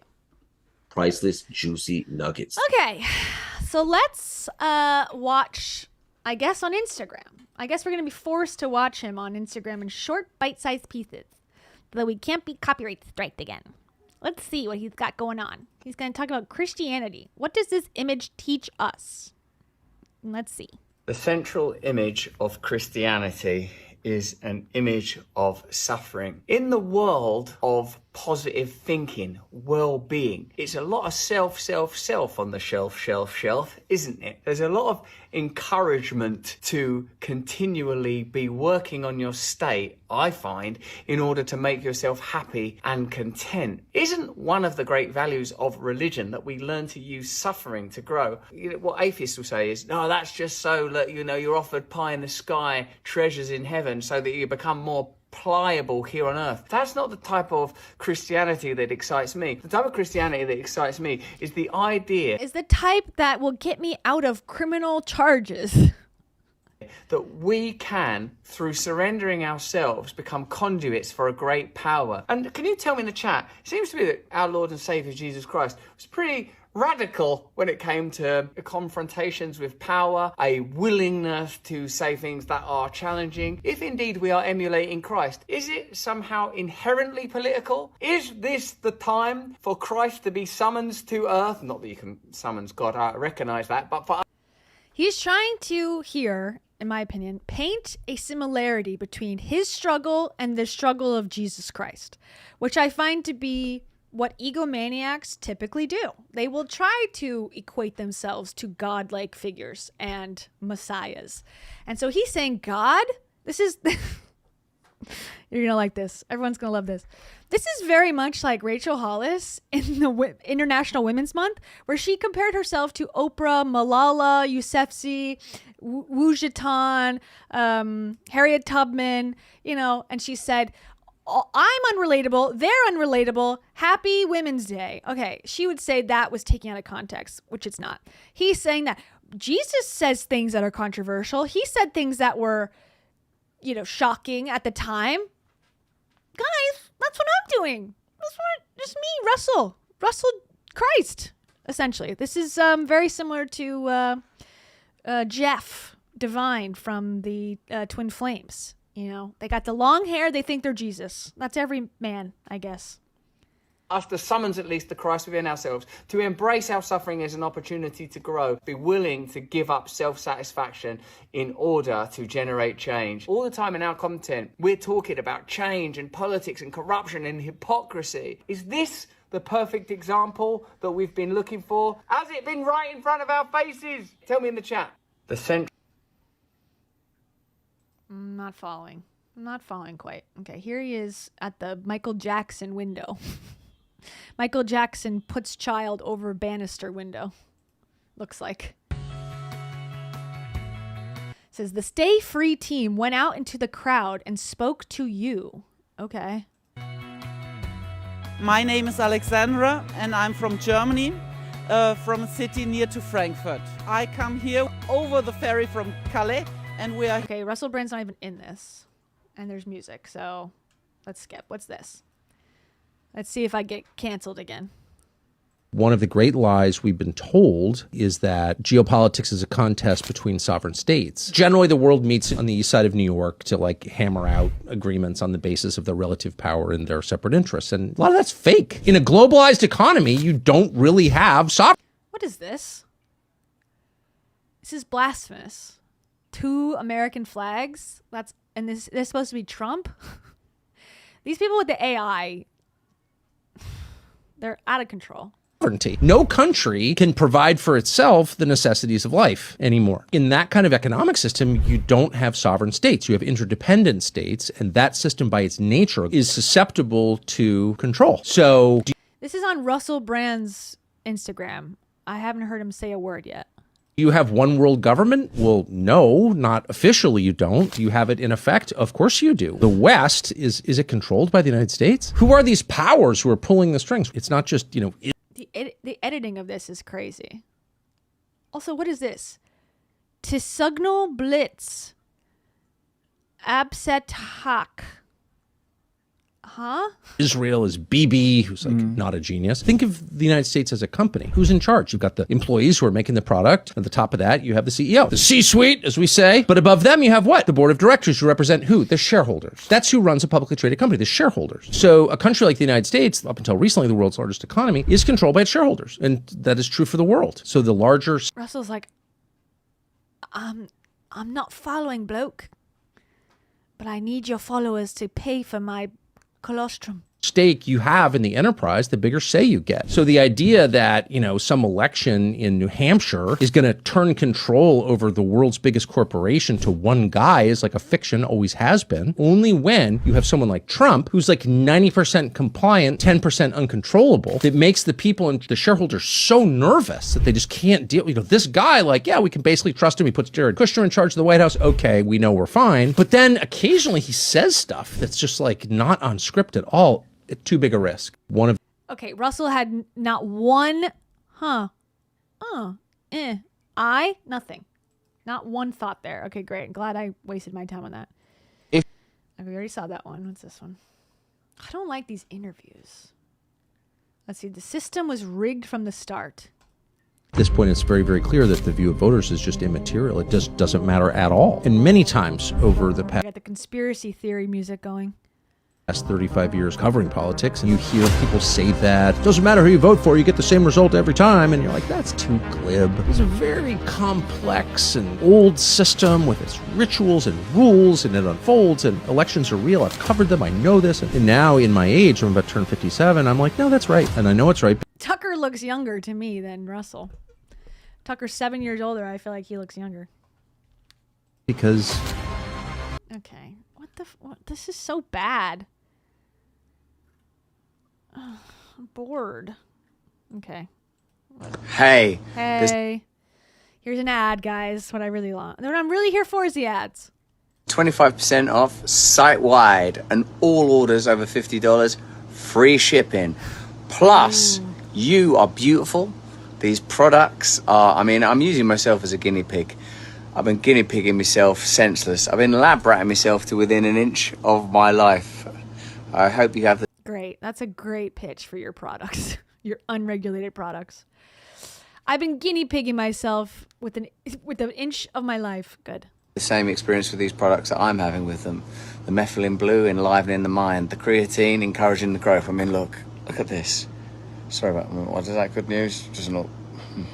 Well, we'll maybe cut that bit out. But get these products. They will enliven you. They will enrich you. They will protect you from the toxicity of the environment and the ambient, constant condition of bad food and bad ideas. Praise the Lord. Click the link in the description. Praise the Lord. Link in bio. Wow. That's a good sales line. Okay, they're praying. Heavenly Father, thank you for this chance for us to be together. One comment is the old sexual assault to Christianity pipeline for men. How to conveniently find God when you're facing multiple sexual assault allegations. I'm just not buying it. This person who's probably fake. These comments, wow, who is perfect without sin, lust, vanity, envy? Jesus forgave us out of love, pure love and mercy. Where is yours? You are just a sinner as anyone else. Difference is you aren't on TV, so you get to hide. If Jesus forgives us, why can't we forgive each other? Great question. Okay. Hey, my book, How to Become a Christian in 7 Days. Oh yeah, I forgot to tell you that. He's got a new book called How to Become a Christian in 7 Days. The 7-Minute Christian. A book on how to pretend you're a Christian quickly when you need a boost. Asterisk may take 50 years of sin and serious fuck-ups. Oh no, I shouldn't have sworn. Beat that. To get started is available now on Tucker Carlson Books. But the thing is that Tucker Carlson doesn't know anything about it. And he doesn't approve. I actually disavow Tucker Carlson. I think he's kooky. That's the word I'd use to describe it. Kooky Tucker Carlson. He is kooky. That's a kooky laugh. Thank you. Low, very low. So please follow the Lord. Get this book. If you had to choose between this book and this book, please choose this book. But I have put everything I have into this one. Tucker Carlson book. Here he is, over my shoulder, guiding me. How much was it? It is 18 American dollars. 18 stinking dollars. Rip. It's not $5,000. It's not $2,000. It's not $10,000. It's a lot of money. Okay. What's this one? Sometimes it's hard to cut through the false veneers of who you've become in this world. Maybe it's dark. Maybe you've been bubble wrapped in disingenuity. But if you are willing to go deep, you may discover... Take the knife away. your true identity in him. They say don't judge a book by its cover, but I actually am quite... Why is there a bug on the back? Crucifix on the front, bug on the back? That's demonic. I'm sorry to say, sir, that's demonic. You're not Mel Robbins. You'll never be Mel Robbins. Nothing!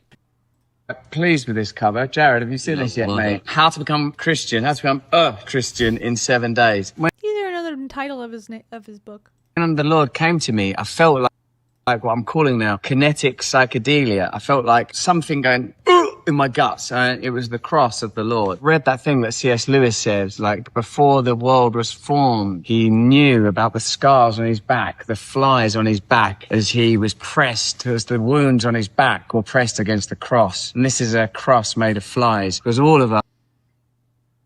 What? That sounds like a cool band name. Cross made of flies. We're in Glasgow tonight only. Glastonbury. It's been real. We're cross made of flies. Rock out.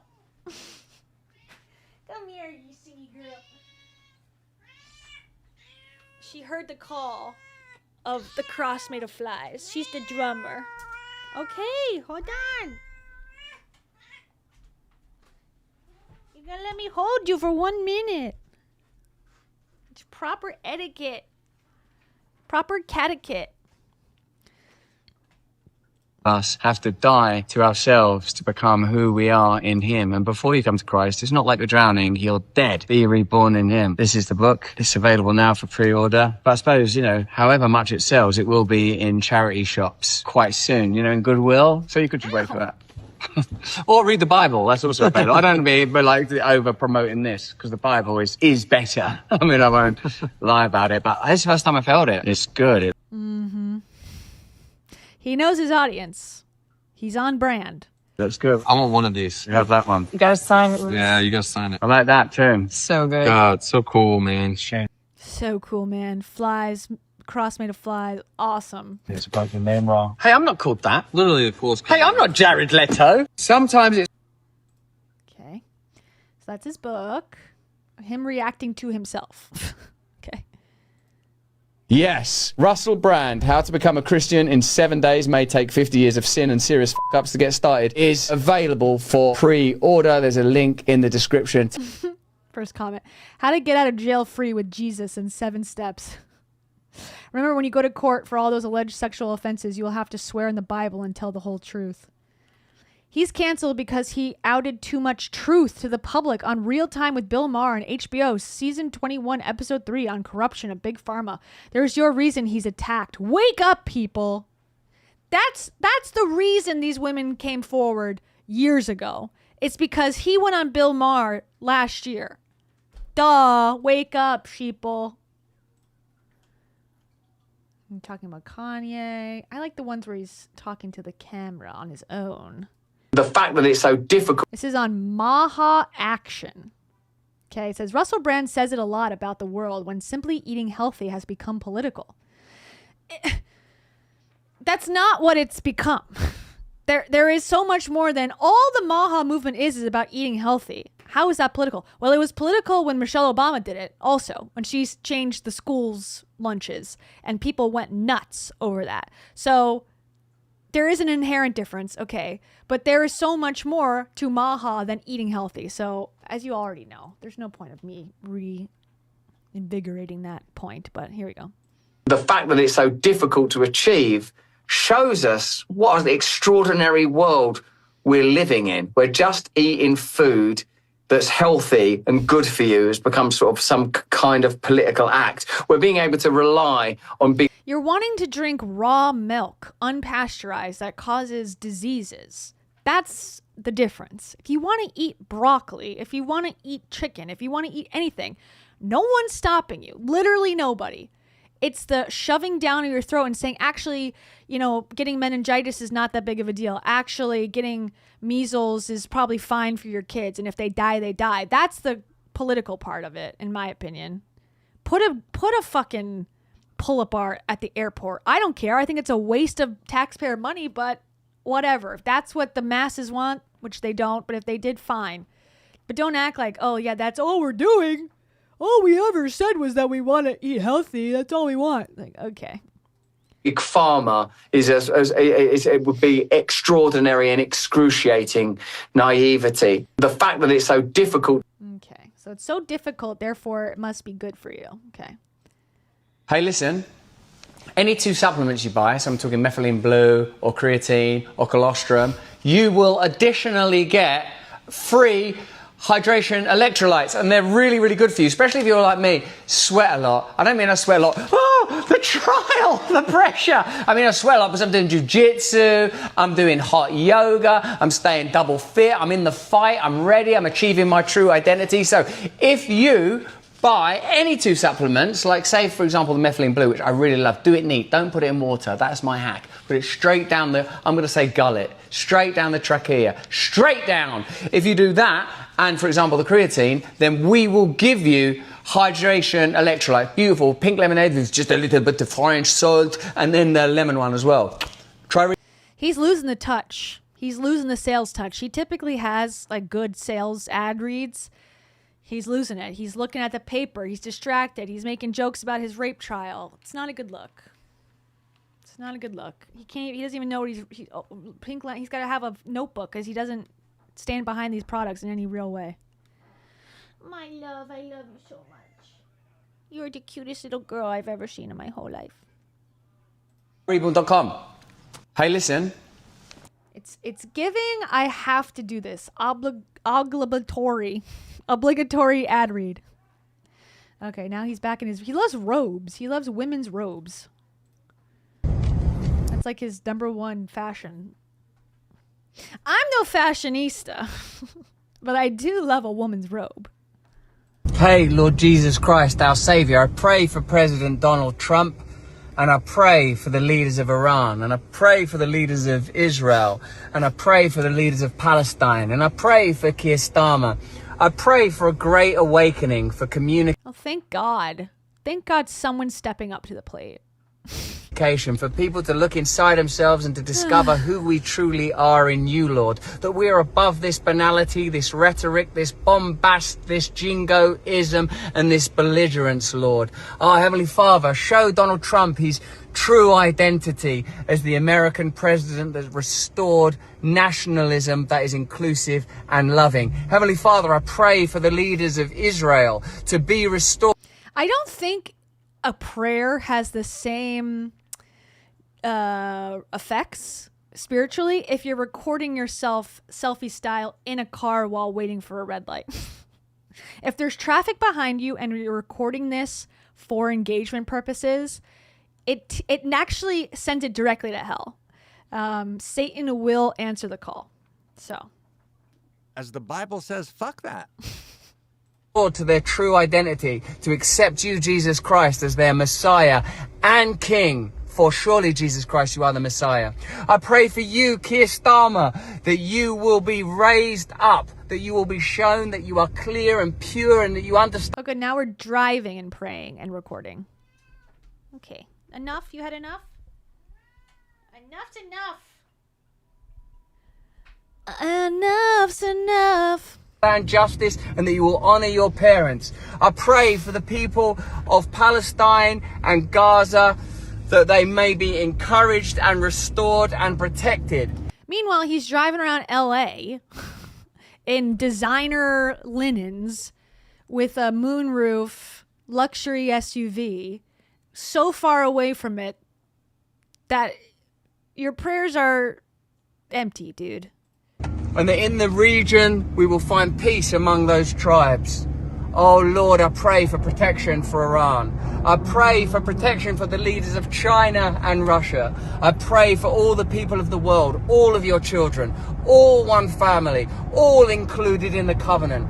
I repent, Lord, of my sins. I am a broken man, an unworthy man, who have done many things of which I am ashamed. But he's like one of those people who, and I guess this, I've heard, I don't know, I've never been through it, but like in recovery, there's a certain type of person who will recount, like saying these things like, I really regret that really fun night in Vegas where I won $1 million and got wasted off of Crown Royal and did 20 lines of blow. Watching the Lamar Odom documentary, I felt like he was that type of guy. Lamar Odom was like, oh yeah, I really am disgusted with myself when I snorted that line of cocaine like so epically. Like he was reliving and celebrating the things he was ashamed of. And I just didn't buy it. I'm like, oh, you're loving the storytelling and the reliving it and the imagining you doing the drugs again. Like this is kind of the same vibe. He's like, I hate what I did when I was so sexy and had so many girlfriends and I was sexually promiscuous. I hated that. They're all so horny for me. Like that's what he's saying in a context of I regret it, but it doesn't sound like it.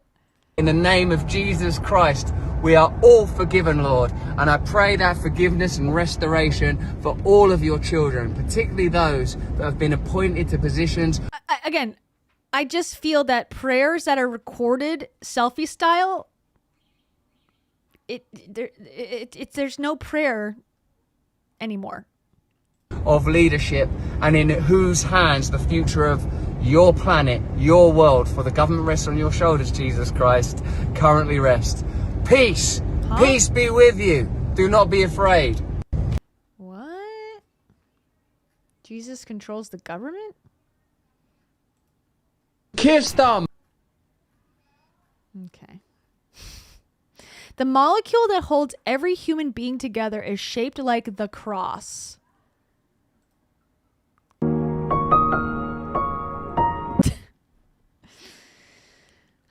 Okay, this person says, when I first read this, it felt amazing, but I looked into it a bit more and found that it's not quite accurate scientifically.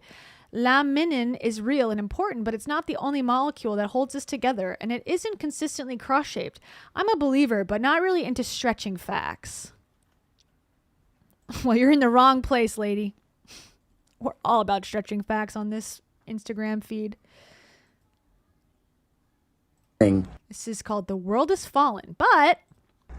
Good morning. I have a new robe from World Market in the women's section. Also, I did my curly girl hair routine last night and I'm feeling luscious.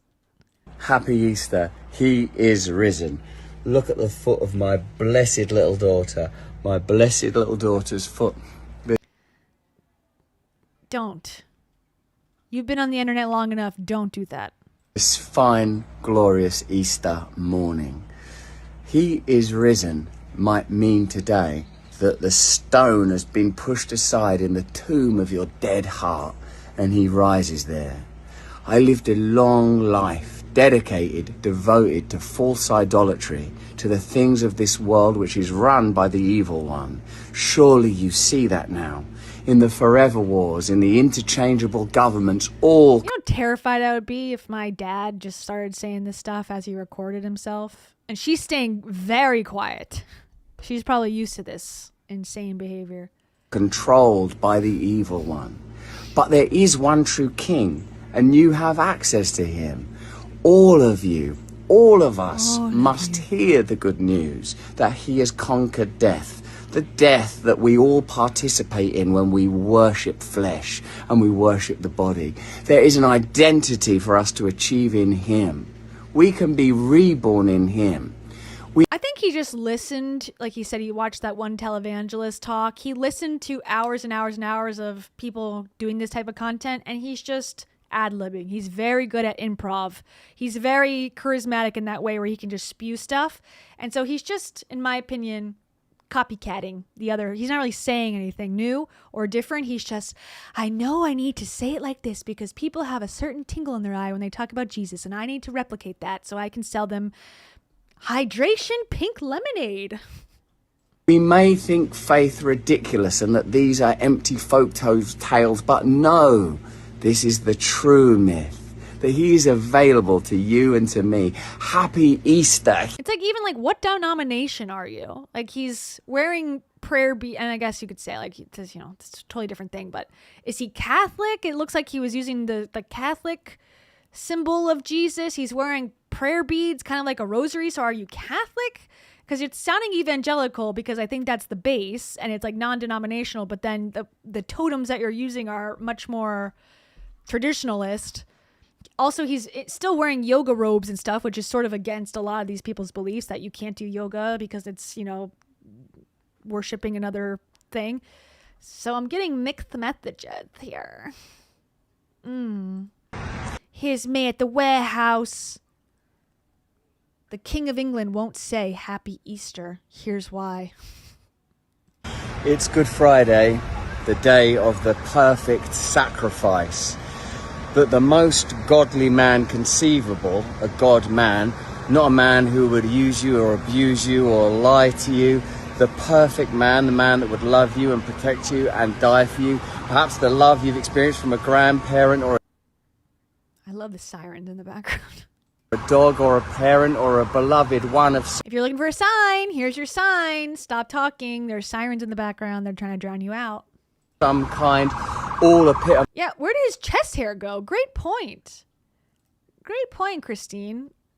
This is very unlike him. He must have had a shave day. He shaved for the Lord.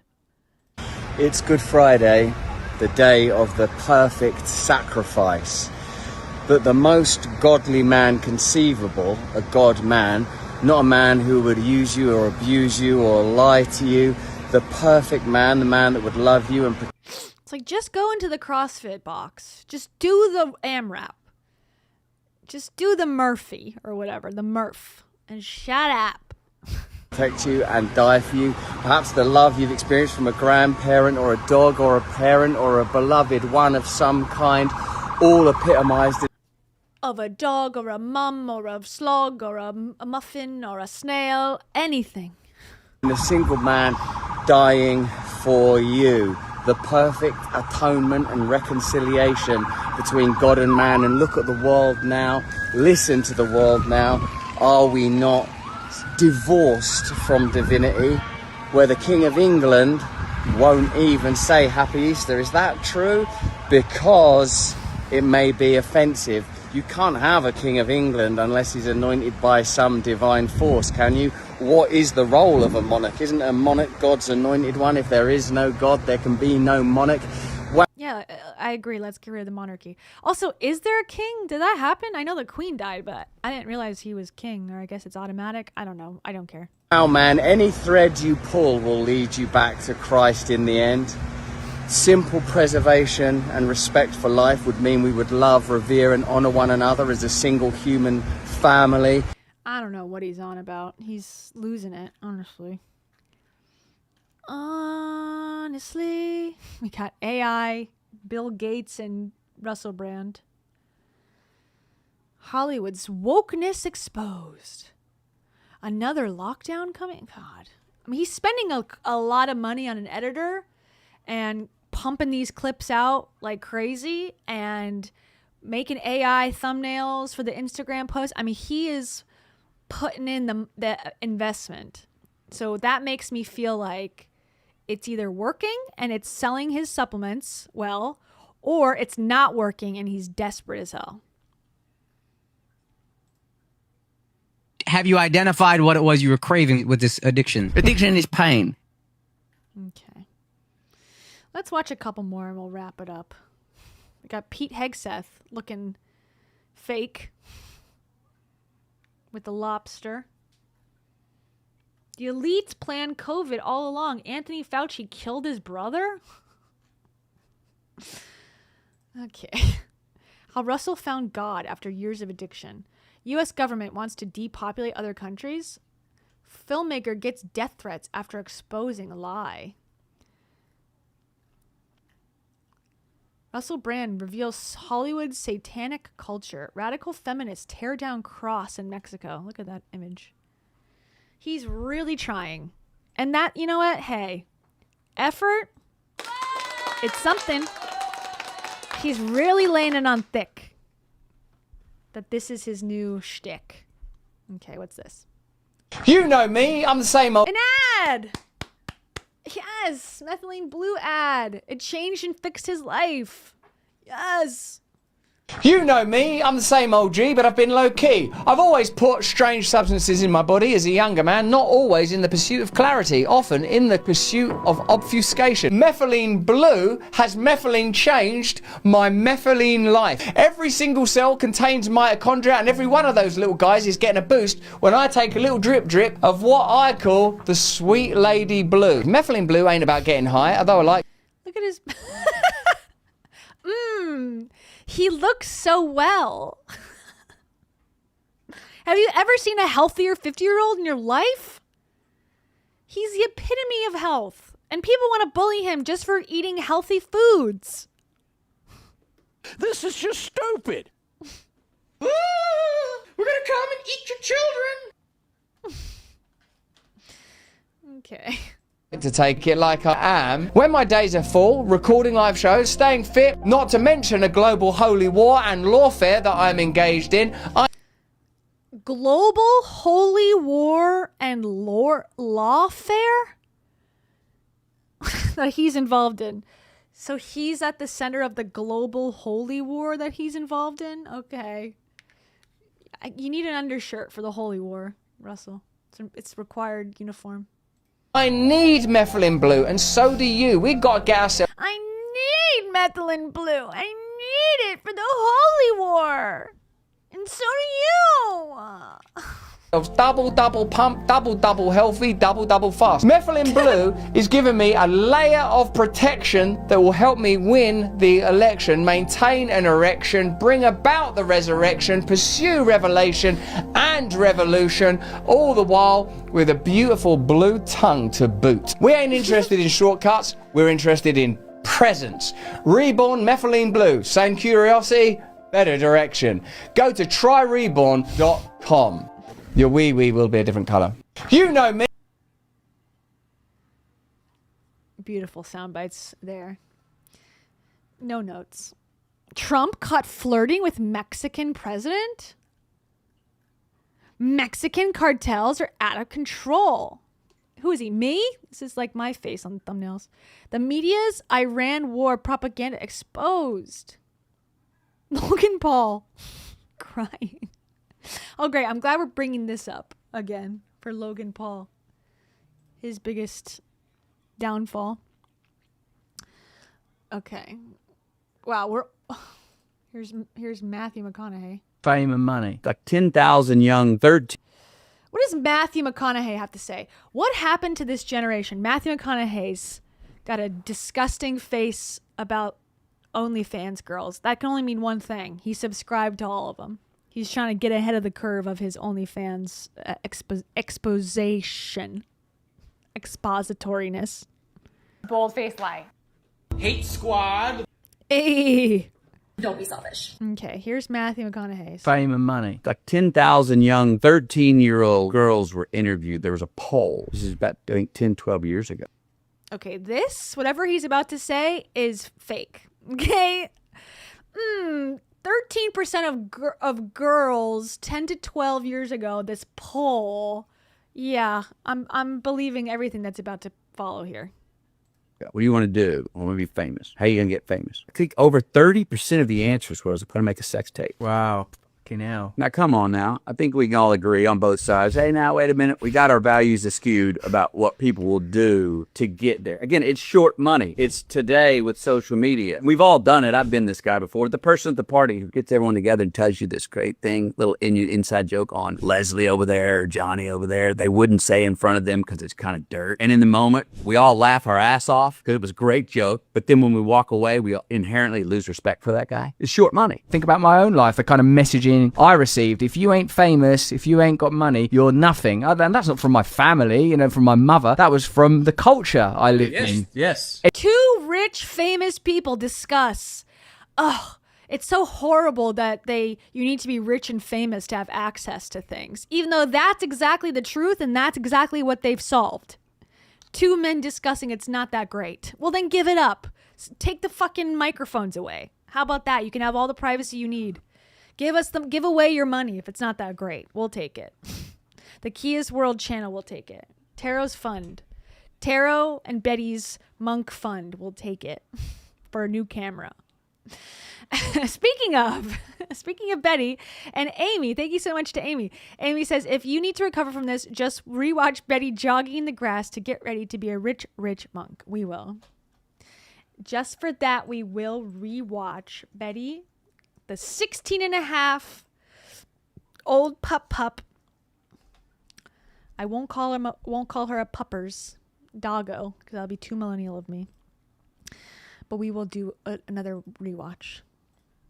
Oh, little Betty. Here we go. Betty.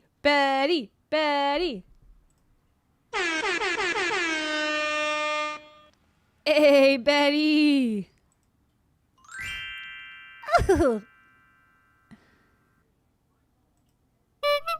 She's an angel. And she's fast. For a teen, she's a fast girl. And she's sweet. Screenshot this glow up motherfucker. That's what Betty's saying. Okay. Let's do a couple more and then we can wrap it up around here. This person says, unbelievably sad. We need Jesus. And this person apparently escaped from Scientology. So she's gone from one to the next. Okay, got it. Education institutions are primarily preparing people for a life of, you better become a valuable commodity to this system, otherwise you are discarded. Where are people saying? He's got another woman's robe on. Silk woman's robe. That's his fetish to wear women's robes on camera and not address it. You are valuable, you are beautiful, but you have duties and responsibilities. These ideas are lost in the morass of the pyramidal structures that have, I would say, reached tipping point. Fame and money. The thing is, to both these men, if there was a market for male sex video workers, a bigger market, and they had the opportunity to get power from it, they both would be doing it. They both would jump into it. The only reason they probably haven't is because they know they can't make enough money and get enough fame and power from it. That's the only reason they're doing it. It's not a moral, I would never do something like this so beneath me. They just can't get what they're after from it. So they have to simulate sex and all that on movies and whatever. I don't know. You know what I'm saying? If this was the superior way to get power, fame, and money, they would be doing it. That's the only reason they're not doing it, is because there's more superior ways that they can attain it. Anyways, okay. These AI photos are hilarious in a bad way. Let's leave on a fun note, shall we, Russell? Mike Tyson nearly threw me out a window. It's intriguing. I watched Mike Tyson's expression change. I decided to annoy Mike Tyson while I was interviewing him. I don't know what my process was, but I was interviewing Mike Tyson. He'd given me an interview. He was clearly vulnerable, you know, as far as the most powerful and brilliant boxer of modern times can be vulnerable, which it turns out is quite a lot. I was wrong, and Mike Tyson was right. I see that now. I goes, weren't you thinking, like, when you'd done that 300 million quid, weren't you thinking, weren't there like an accountant going, right, Mike, it's 250 million now.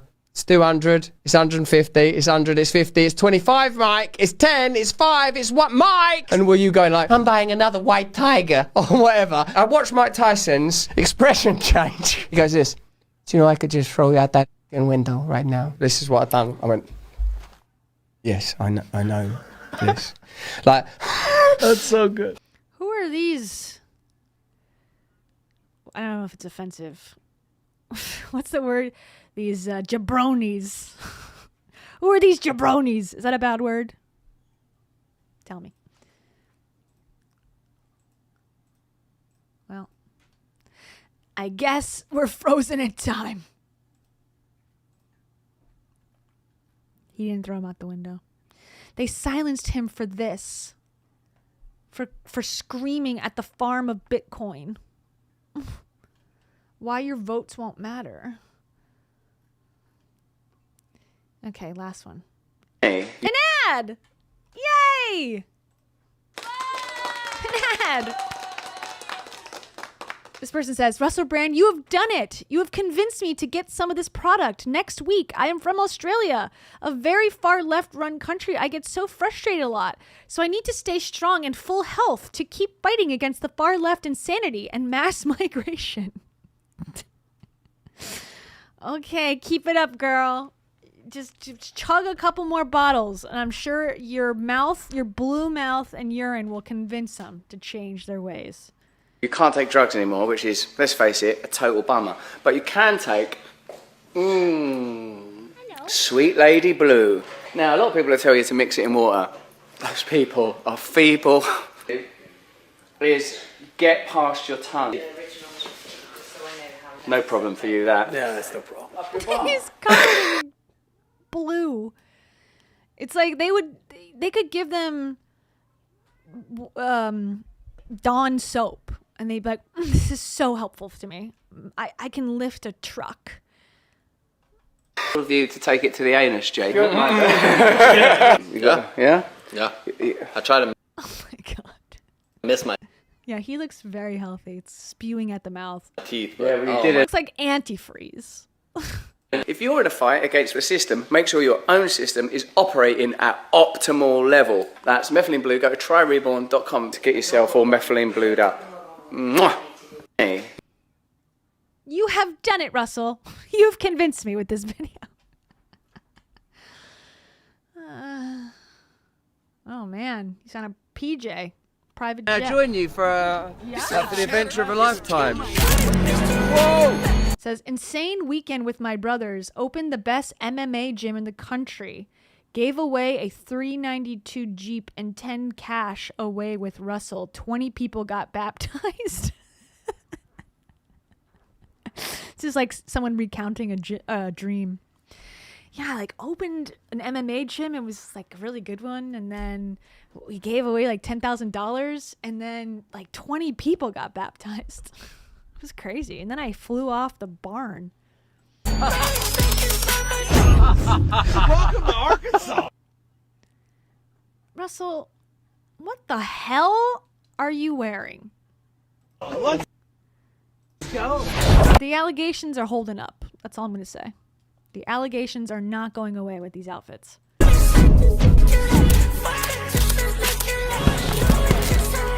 is the ham. I think to be a wellness grifter, you have to sell supplements on a website, be interested in MMA or UFC, be right wing, and lie constantly.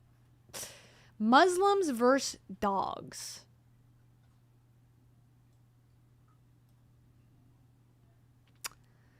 Okay. Your dog. Keep your dog home. I don't care. It's not cute. I don't want to pet it. I don't want to touch your dog. Dogs are haram for a reason, and this was a sign from Allah. There's shit all over my fucking rug. Dogs are gross. Dogs! Everyone loves them. Isn't Sneeko someone that he should love? Isn't Sneeko on his team? I saw him in that documentary with Louis Theroux. You know, I was disappointed in that documentary, to be honest. The Manosphere, it just did not go deep enough, in my opinion. Muslims! Everyone loves them as well because we've all got to love one another. But what happens when it's dogs versus... What is... We got a person in a hijab fighting a puppy golden retriever with boxing gloves on. We're not going to have water. Is Muslims. There can be only one winner. Oh! Dogs definitely have a place in society, just not as indoor pets. Like we've said all along, they are unclean. If they force us to choose between dogs and Muslims, it's not a difficult choice. Oh my word, look at the world we are living in. It's dogs v Muslims. There can be only one true winner. Allah Akbar! If people want to run their community according to the Quran and Islam, they should be able to, democratically. If people want to have mass deportations, they should be able to, democratically. If people want to have communities of no dogs, they should be able to, democratically. I'd say have a dog town. I'd love to live there, dog town. And Who is this? That's what Russell Brand thinks he looks like. in Dogtown, it's them that picks my shit up. Fuck your dog. Okay. Well, that was pointless. Costume malfunction. Elon Musk. Willy Wonka trousers at the Olympics. Okay.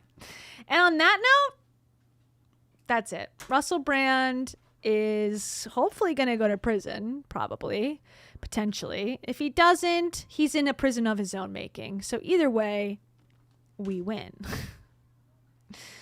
Either way, a asteroid is headed straight to Earth, apparently in 3 years, and we're all going down. That's what TikTok told me today while I was, scrolling by, and then I see a report about like 20 scientists being killed mysteriously, and then they all have ties to science and NASA and space and stuff, I guess. And then they're saying in the comments, it's because the asteroid's coming. The asteroid. You didn't know the asteroid's coming. I'm like, no, I didn't know, actually. I didn't know that. I didn't know we were at the end times for real. But that's the news. In case you were wondering, you want to hear what I'm talking about? I'll play it just so we can all go down together. We can all ride the waves. Scientists. You know you're not going to be a scientist if you can't spell scientist. Okay, death and disappearances of 10 scientists. Okay, this is on NBC News, a historically reputable news site. Okay, here we go. Congress are set to take on a deepening mystery after at least 10 American scientists, all with ties to U.S. nuclear or space research programs, have died or disappeared. The House Oversight Committee saying it will investigate the string of incidents, writing, if the reports are accurate, these deaths and disappearances may represent a grave threat to U.S. national security. President Trump even said he was briefed on the matter last week. I hope it's random, but we're going to know in the next week and a half. The mysterious deaths and disappearances began in 2023 when Michael David Hicks died at the age of 59. Between 2024 and 2025, 7 other scientists were reportedly killed or went missing. The wave of deaths and disappearances sparking a slew of suspicion and conspiracy theories online. Now, the cases are getting even more attention as federal investigators and lawmakers look for a potential link. Members of Congress are set to... It is odd. Okay, here's another one. I took the liberty. Okay, so then this comment, right? I'm blocking it, but this comment says, Aphois is coming April 13th, 2029. Okay, that is the meteor that they're saying is why these scientists are losing their jobs, because they don't want to set the world in a panic. Here. This is just an aside. This is unrelated to Russell Brand. Russell Brand is innocent of these charges of asteroid hitting Earth. Here. A lot of space events are once in a lifetime, but this one really is. Exactly 3 years from yesterday, an asteroid 370 meters across, traveling 7.5 kilometers per second, is going to pass closer to Earth than some of our satellites. Just for reference, if an object that size traveling that fast hit Earth, it would cause destruction for hundreds of kilometers, and the energy it released would be equivalent to hundreds of nuclear weapons. Thankfully, it's not going to hit, but it will get very close. On Friday the 13th of April, and if it does hit, it'll hit in near Santa Monica in the Pacific Ocean. In case you're gonna take a trip to the pier, you'll be affected. 2029, the asteroid Apophis will have the closest flyby of an object its size in hundreds or thousands of years at only 31,000 kilometers from Earth. That will take it closer than many satellites and only a tenth of the distance to the moon. That's so close that if you're in the right spot on Earth, you'll be able to see it. Even though it's not going to hit, it is going to keep orbiting the sun in a very similar orbit to us. So it is going to have more close approaches in 2036, 2051, 2066, and 2068, but none of them as close as the one in 3 years. We don't really have great calculations after that. Check in again in 2068. We say a lot of space... Let's check in again. Okay, we will. I see there's a comment about Russell Brand living in Florida. Apparently so. Russell Brand moved to Florida months before British police formally charged him. But where in Florida? Santa Rosa Beach area, which I think is near Tampa, if I'm not mistaken. Yeah, it's a very nice, small community near, actually, no, not near Tampa. It's near Destin. Right? Yeah. Santa Rosa Beach. It's like basically Alabama. There you go. In case you're wondering. That makes a lot of sense. He seems like a Florida guy. He seems like a Florida transplant. That's where they all go. Including me. Okay.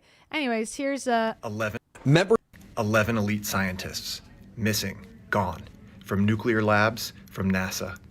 And nobody's talking about it quite enough yet for my liking. Here's what's happening and why the White House was asked about it. Let's start with the pattern.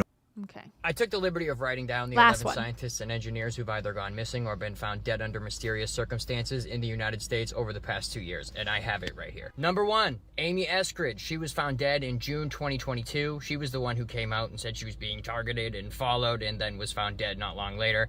She was researching anti-gravity propulsion systems and electrostatic propulsion systems. Number 2, Michael David Hicks. He was found dead in July 2023. He was researching Earth space observation systems, so things like near-Earth objects and comets. Number 3, Frank Maywald. He was found dead in July 2024. He was working on planetary robotics systems like the Mars rover. Number 4, Anthony Chavez. He went missing in May 2025. Not much is known about what he was researching, but he had clearance at the Los Alamos National Lab. That's where they do the nuclear stuff.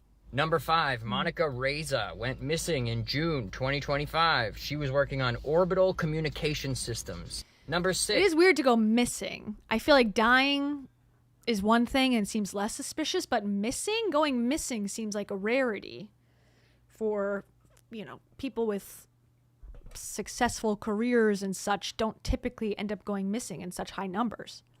Melissa Casillas went missing June 2025. Again, not much is known about what she was researching, but she did have very high security clearance at Los Alamos National Lab. Number 7, Steven Garcia went missing August 2025. He was a nuclear weapons engineer. Number 8, this one's fairly This person says, the caption though is, "This is feeling alien related." I don't agree. This feels like the other NBC news said, like national security risk. Like they're got spies in here. That's what it sounds like more to me, but okay. Close to me. This is Jason Thomas. He was found dead in a lake in January 2026, but went missing in December 2025 when he left his house without his wallet or keys for no reason. He was working on chemical biology and experimental drug development. Number 9, Nuno Loureiro was shot dead in December 2025. He was working on plasma physics and fusion science. Number 10, Carl Grillmare was found dead in February 2026. He was researching exoplanets, stellar streams, and near-Earth objects. And finally, number 11, William McCasland went missing in February 2026. He was the director of the Air Force Research Lab. He was working on advanced military research and development like hypersonics, directed energy systems, and advanced propulsion tech. Now, normally I'm not one for conspiracy theories unless they're absolutely airtight. I feel like speculation doesn't help anyone with anything. But when you start to get 11 points that create the same line, I feel like we're leaving speculation land pretty quick. This feels like the beginning of a movie where I end up running through a field and hiding in a barn while there's aliens above me. And that's because... So I think the original thought is smart, then the secondary conclusion is like, okay, you lost me. If this guy goes missing, then we'll know. If this guy who's written down and Googled these cases goes missing, then we'll know who's really in charge here. Because I'm the main character in my movie, you could also be the main character in your film where you're running through a field. Or maybe you're in the pod. Maybe it's a short film. I don't know, but this is not looking good, guys. Cloverfield style. Anyways, that's that. That's the aliens that are coming to get us. That's the asteroid that's going to kill us. That's the scientists who are missing. That's Russell Brand in a nutshell. And that's the show. And that's me and Taro. What do you have to say for yourself, little girl? You want to see my artwork? Okay. I do have kind of precarious shorts on, so don't look at me. Don't look. Okay. I might have to, turn off the green screen. What? Okay. This is broken, this thing. I'm telling you. Everything is broken. Okay. So, this is week 2. And so the assignment was you had to draw an orange. And so this is kind of a big portrait. And I drew this part. And then I was wanting to...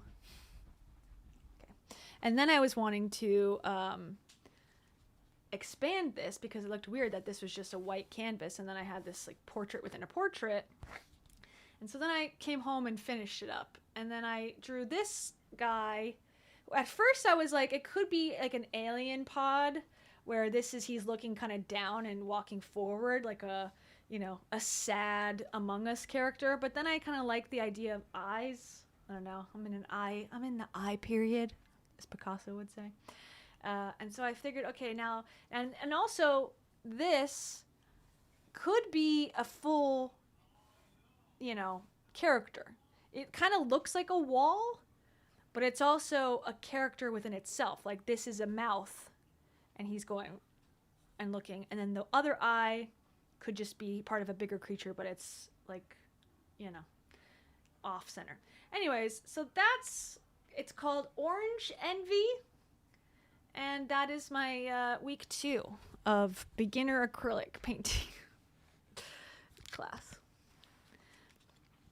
So thank you. I feel like I'm starting to, you know, figure out my my voice in art, in the art scene. So this week, in 2 days, on Thursday, we're doing a flower. I'll show you. This is my, so week 1 was cubes. Okay, this is not my handwriting. This is the instructor's handwriting. Week 2, the orange. Paint in orange was the, you know, subject matter. And then week 3, I gotta make shapes and then paint a flower. And then this is week 4 and 5 it's gonna get crazy. A bottle, what, and other fruits. Then this is a long class. A vase with shadows, whoa, and then edges and backgrounds. So another fruit. We love fruits. And then 8, the final week, the magnum opus, painting layers, painting wet on wet, more complex floral arrangement. So I will continue to put my own flair into things because you must do these things because it is art after all, and it's all supposed to be fun. Anyways, thank you everybody, and thank you to Jake Klutz 864. Jake Klutz says cool. Thank you. This is a really intense woman. That's what they said about me when I showed up to class. Call the police. Call the psych ward. True. And then I said, I want to draw eyes all over. And then they all said, dumbass. And then I said, what's wrong with that? And then they said, nothing. And then I said, don't be selfish. And then I said, okay. Somebody ought to smack you. So final thoughts. Hit or quit. I'm just kidding. It's been very fun. It's been really, really fun so far. And I thought I would actually like it less. I thought painting is not for me and I have no artistic ability and I'm just doing it to get out of the habit of thinking I have to be good at something in order to pursue it. Because I felt that with writing, that I put the pressure on myself. I really wanted to be good at it because I do it for work and I've had a writing background, not creative writing, but you know, whatever. So I was taking a writing class and I felt the pressure and I felt, you know, comparison with the other people, and I was like a little more insecure, and I thought, oh, painting, I don't care because I know I'm not good. But now that I feel like I'm like picking it up a little faster and better than I, you know, originally thought, I'm like, oh, maybe I should take this more serious. But I won't. I'm gonna have fun with it. Thank you. Oh, can we live paint? Maybe. I have to set up like a better, I've been painting on my floor. Now I put like a you know, piece of paper and then I do the paint mixing and stuff because we only have primary colors, so you're supposed to make all the colors from your basic set, which is kind of cool. And I have red, yellow, blue, white, black. So all the colors are made from that. Yeah. Duh. So it becomes big because you have to mix all this stuff and so whatever. So I have to figure out how to do that, but we could maybe potentially. That'd be kind of fun. Thank you to Amy also. Thank you so much. Amy, you are truly the MVP. Thank you so much. And Alaska Tundra also for always gifting memberships. We appreciate it. And Amy too for also gifting memberships many times through these weeks. I appreciate it. And everyone else does too. Amy says, final thoughts, buy Betty's monk courses. Yes. And also? There's Colleen. And also? I once woke up to the story of a woman boiling and eating her 7-year-old daughter. And also? I'm outside the Cheesecake Factory waiting for it to open. You know, it'd be kind of cool to like paint some sort of spiritual stuff, some self-help stuff, some on-brand things to paint. I don't know why. That'd be kind of maybe interesting. But I never thought art was therapeutic. Like I mean, I know that people feel that way. I've never felt that way. If anything, it's always felt like a more of utility, I guess, or more, because I've done origami a lot, obviously, and it's like very much like you do it once, you do it a million times. It's therapeutic in that way, where you're kind of, it's like a fidget spinner type thing. But actually sitting there and looking at the canvas and going, what do I want this to be? And then making decisions and pushing it forward and then making a mistake and then finding that it looks fine and then twisting it and like changing it. I do find that to be something I was not expecting to enjoy so much, which seems odd because it sounds lovely and it is lovely. I just hadn't experienced it before. Amy/Betty, this is a special one for you. My eyebrow stays on. That's an oldie. And thank you to Arian from Gravity Falls. Wow, you're famous. Arian from Gravity Falls. They say, Kia, can we live paint with you on stream? Yeah. Maybe. Yeah. If I can set it up correctly. I just need you to know my apartment is tiny. So what you see about here, there ain't much more. So if it can happen right here, then yes. If it's going to stain my computer, then no, but we'll see. Yes. Yeah. Who? Me? Yes. Yeah. Thank you. Thank you. Okay.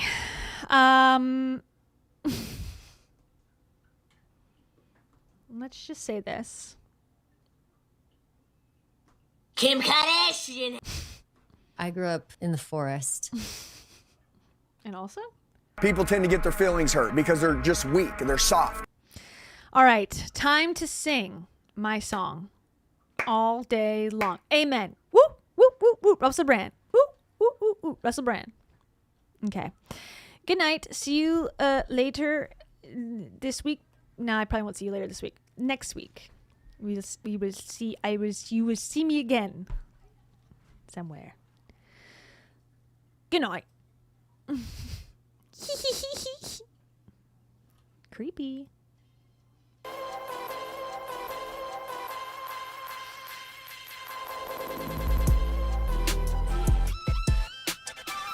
Maya Sloan, I got a loan for you.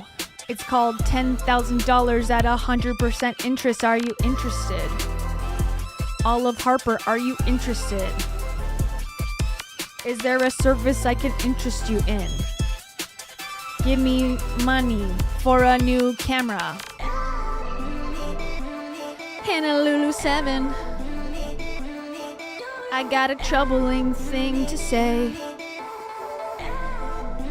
I like to roll around in the hay, but only when it's May, and it's not during the day. Merva Bell too, are you night owl, or do you like the blue sky of the daytime? Elif Madison likes the blue, the blue, methylene blue. It's only $20. You can buy it and make your pee blue. Rebelate Fuentes, how about you? Do you want some protein with a tallow too? $50 free shipping. It's the hip thing to buy. Gracie Charlie loves cats. Oh my. Russell Brand is a crazy guy. He used to be left, now he's right. And he's a Christian, just believe him. And if you don't, he will sue him. Shanna, Shanna, Shanna. What do you think of this bananas concept? Tucker Carlson tried to take me out. Healing relax. What's that all about? Why did he try to demonetize me? I'm doing this for free. And I'm reacting to his work. Bone Palace 94. I just want to talk about Tucker Carlson even more. I will say all the conservatives demonetize because Dave Ramsey did it too when I live streamed. They want their money and they want it now. They don't like free speech as long as it interferes with their money. And it doesn't even interfere with their money. I'm not taking money away from them. Anyways, sorry. Remix. Halfway through. Method Lane Blue. Rabba Gabor. I switched the song just for you. I didn't want to sing the old song. It was taking too long. Lillian Massey. Taro says, hiya! Cause she's coughing up a hairball. I'm just kidding, she's just staring. Alaska tundra. You would want to pet Taro if you could. I know you would.